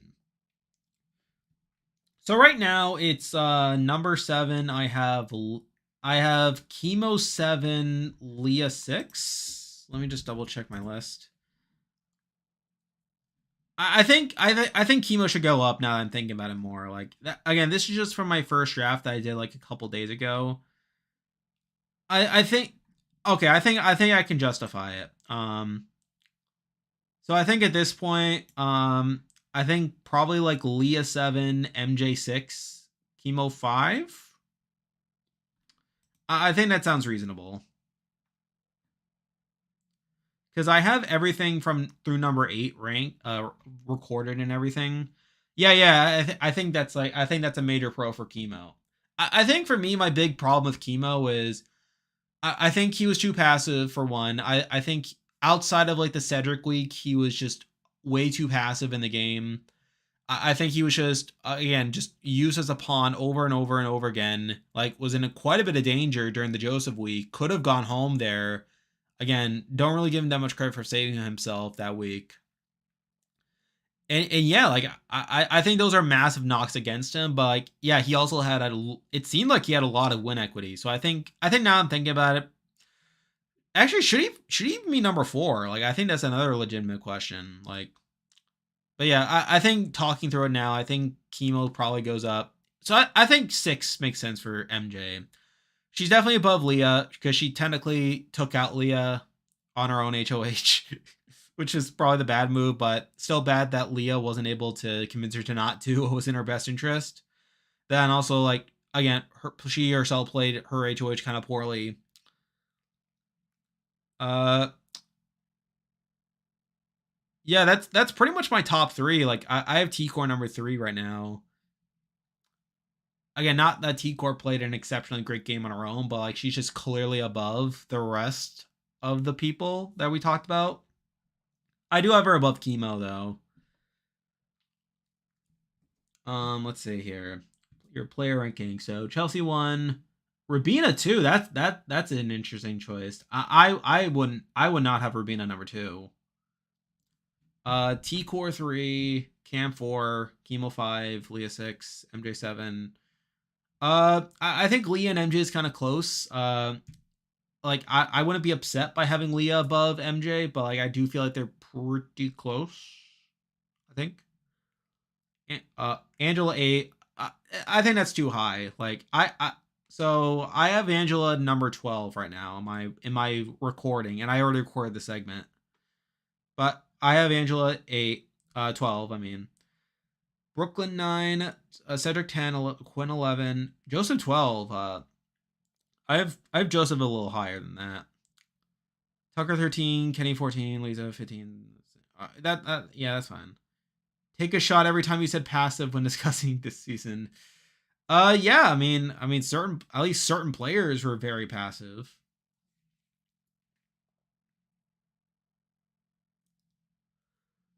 Yeah, that's a decent list you got there, Will. I wouldn't be that upset about that list.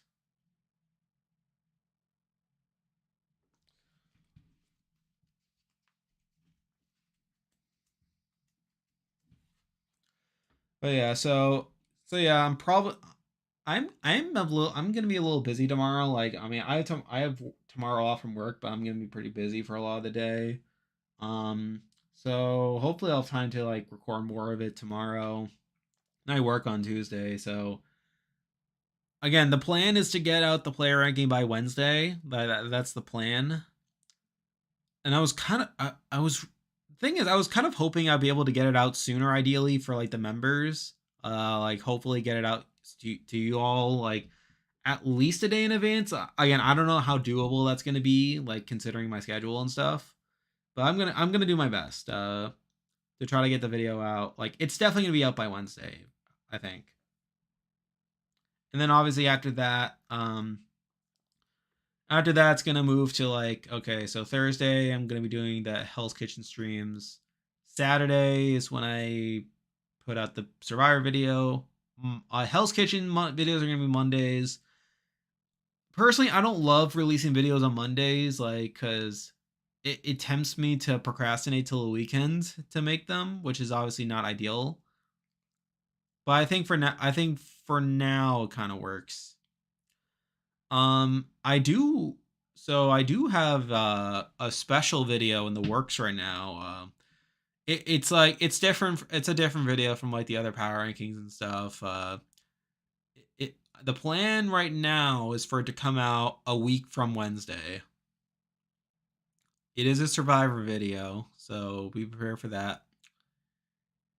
So that's the plan right now.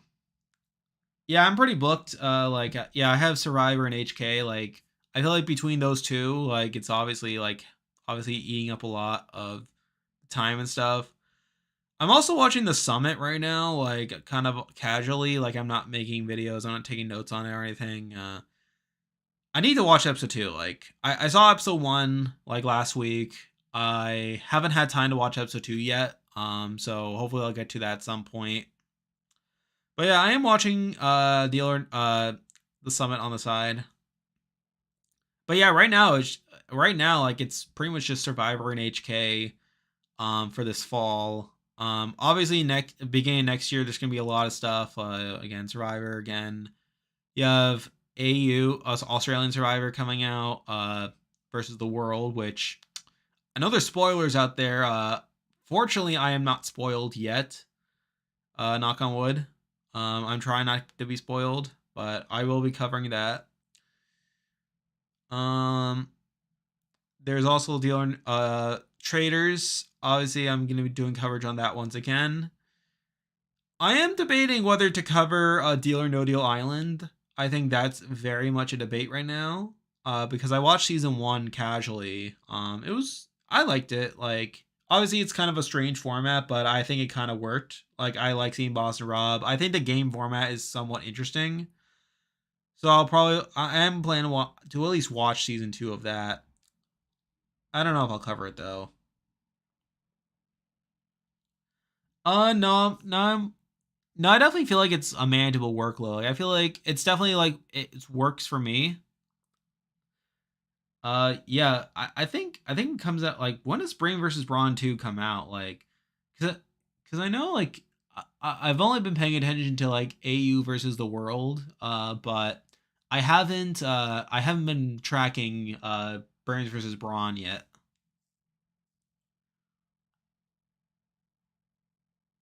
Yeah, yeah, that could also be a thing. Like where that's what I did with Trader season 1. Like I didn't like obviously it was different because it dropped all at once. Like all the episodes dropped at once, so I kind of had to like just make one video at the very end. But yeah, maybe that's something I could try. Okay. Oh yeah, it's true. AU comes out after Brancher's run. Okay. So that's probably gonna be coming out like early next year. Like that's usually when Australian Survivor comes out.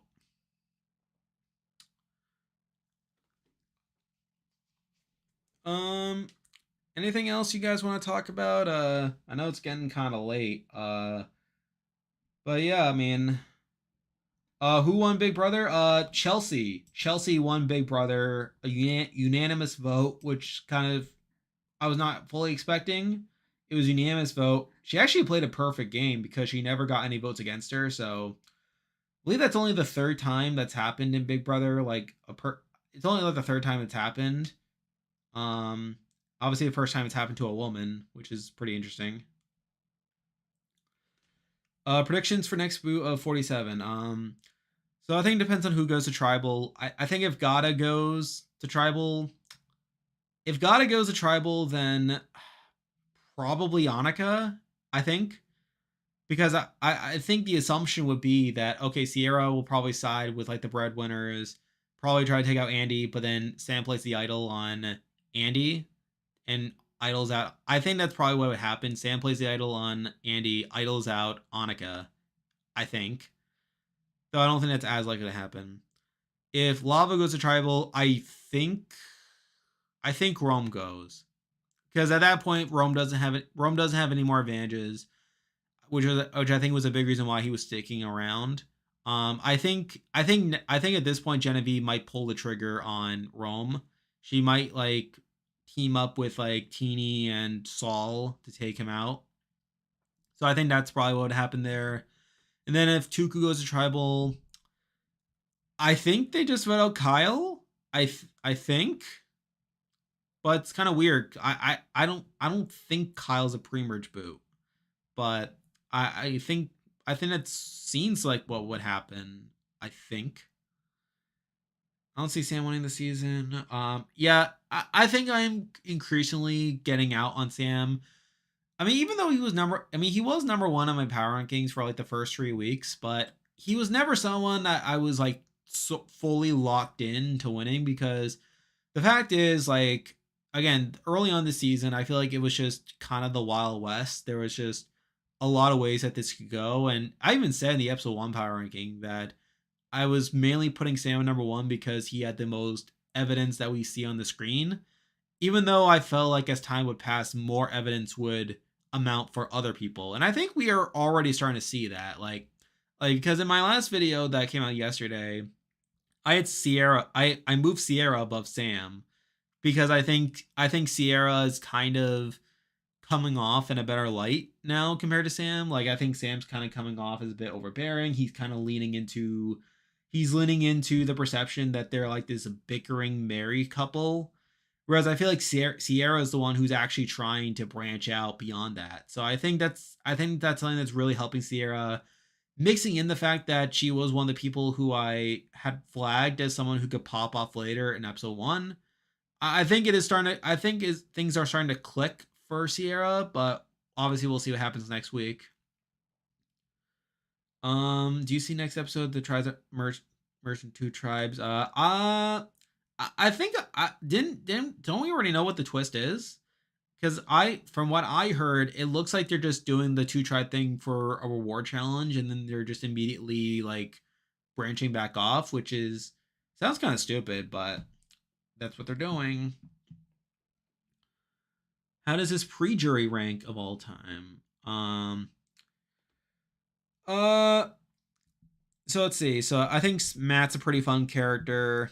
Lisa's so I think Lisa and Kenny are pretty big duds if you ask me. Like while Lisa's kind of like zany and stuff and kind of awkward and kind of an outcast, like she never really did much for me entertainment wise. So I think she's kind of a dud. Kenny's obviously a dud. Like he just kind of sucks if I'm being honest. Cedric was pretty likable. Like not the biggest character in the world, but like he was fine. Um, Brooklyn was fine. Like she had her moments. Tucker was a good character. I like Tucker a lot. And then Joseph. I did like Joseph a lot. I did find it funny seeing how like how overconfident he got. So I'd say it was a good pre-jury. Uh, so those are the of the characters at least. If we're going like round by round, I think this was definitely a solid one. Like I think the Matt round was a lot of fun. The Lisa boot was mostly whatever, but still had some fun with like people thinking Lisa had the power. Kenny week was like probably like the weakest week. Honestly, it was actually no, that's not even true. Like because you still had the Tucker stuff.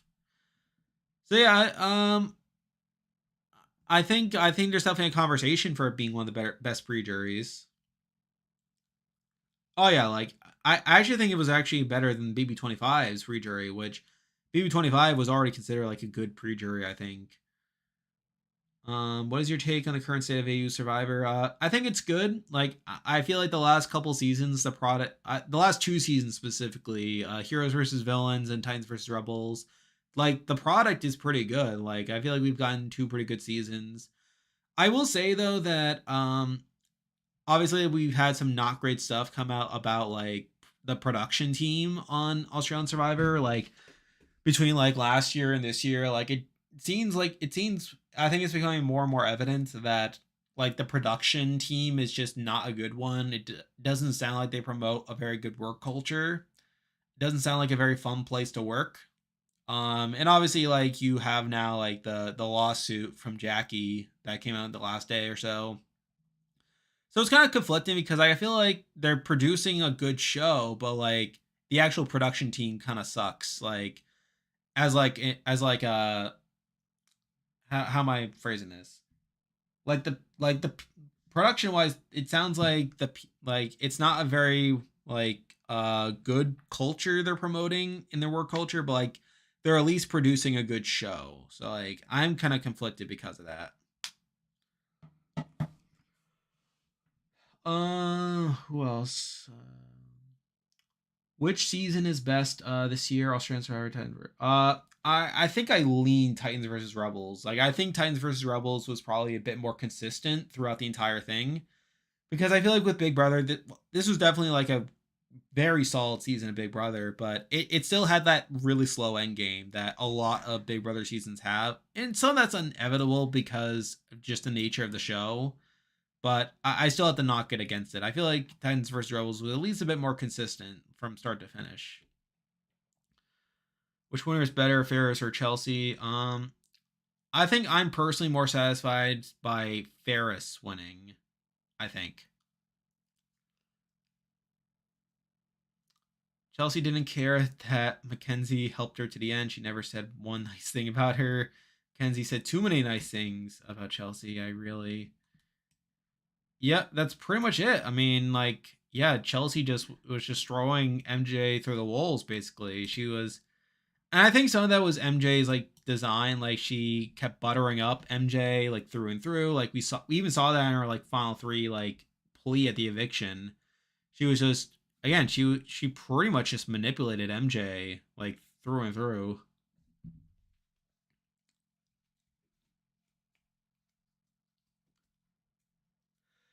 Yeah. So anyone else? I'm probably gonna log off in like couple minute or so.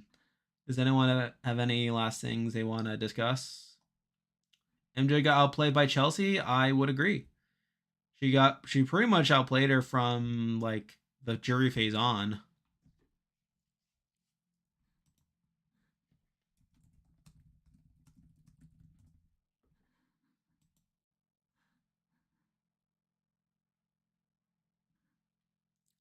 How do you feel about Cam? I think Cam gets a bit too trashed on like by the show and by the players. Like I don't think Cam's a bad player. Like I'm not saying he's like a great player. I'm not saying he's like a top 10 non-winning player, but I think he's a little underrated. I think he's someone who definitely played a good game, like definitely the second best game of the season in my personal opinion. Um, but yeah, I'm fine with him. New video coming up. I am. Yeah, so like the player rankings coming out on Wednesday. Probably a bit earlier for the members, obviously, and the patrons. Update for winner ranking video. You're talking about for Big Brother. I don't think I've made a Big Brother winner ranking. Um, I don't know. Maybe I'll make one at some point. I'll be honest. Like I'm not like super pressed to make Big Brother videos as much as Survivor videos. Survivor. I think my next big project is gonna be like a runner-up ranking. I'm probably gonna wait until after 47 to make the runner-up ranking for Survivor, which I think that'll be a pretty fun video. Yeah, similar to James, BB18. Kind of. Um, yeah, like in the sense that he was like in a good position for a lot of the game, but he was in the sense that he was in a good position for a lot of the game, but was not the most active in the world. And like we and obviously like at the very end, like him being locked out of Final Age OH and him just kind of giving up at the end.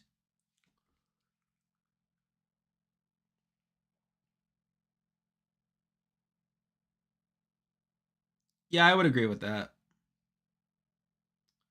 Let me remind you that Rubina only campaigned at MJ 24 hours worth of Final Four. That's a major knock against Rubina. Like, to be fair, like I think MJ probably cuts Rubina anyway, but the fact that she waited until Wednesday when it was the Final Four and people were just doing nothing all day was obviously not ideal.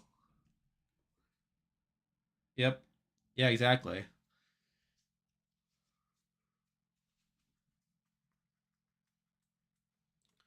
Is Chelsea better than Maggie gameplay ways? I don't think so.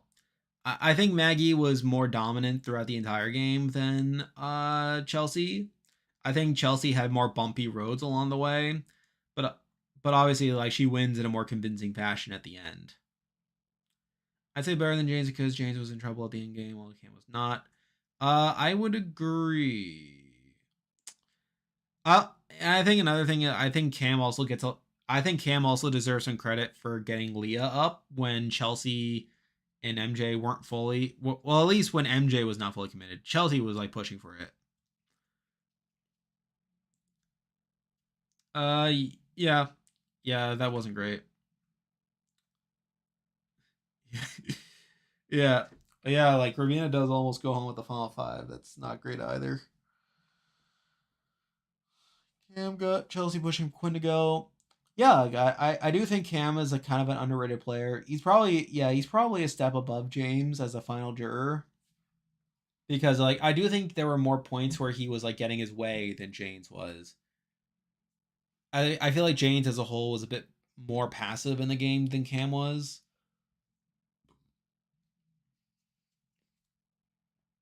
Is Chelsea number one? Not even close for player ranking. Yep.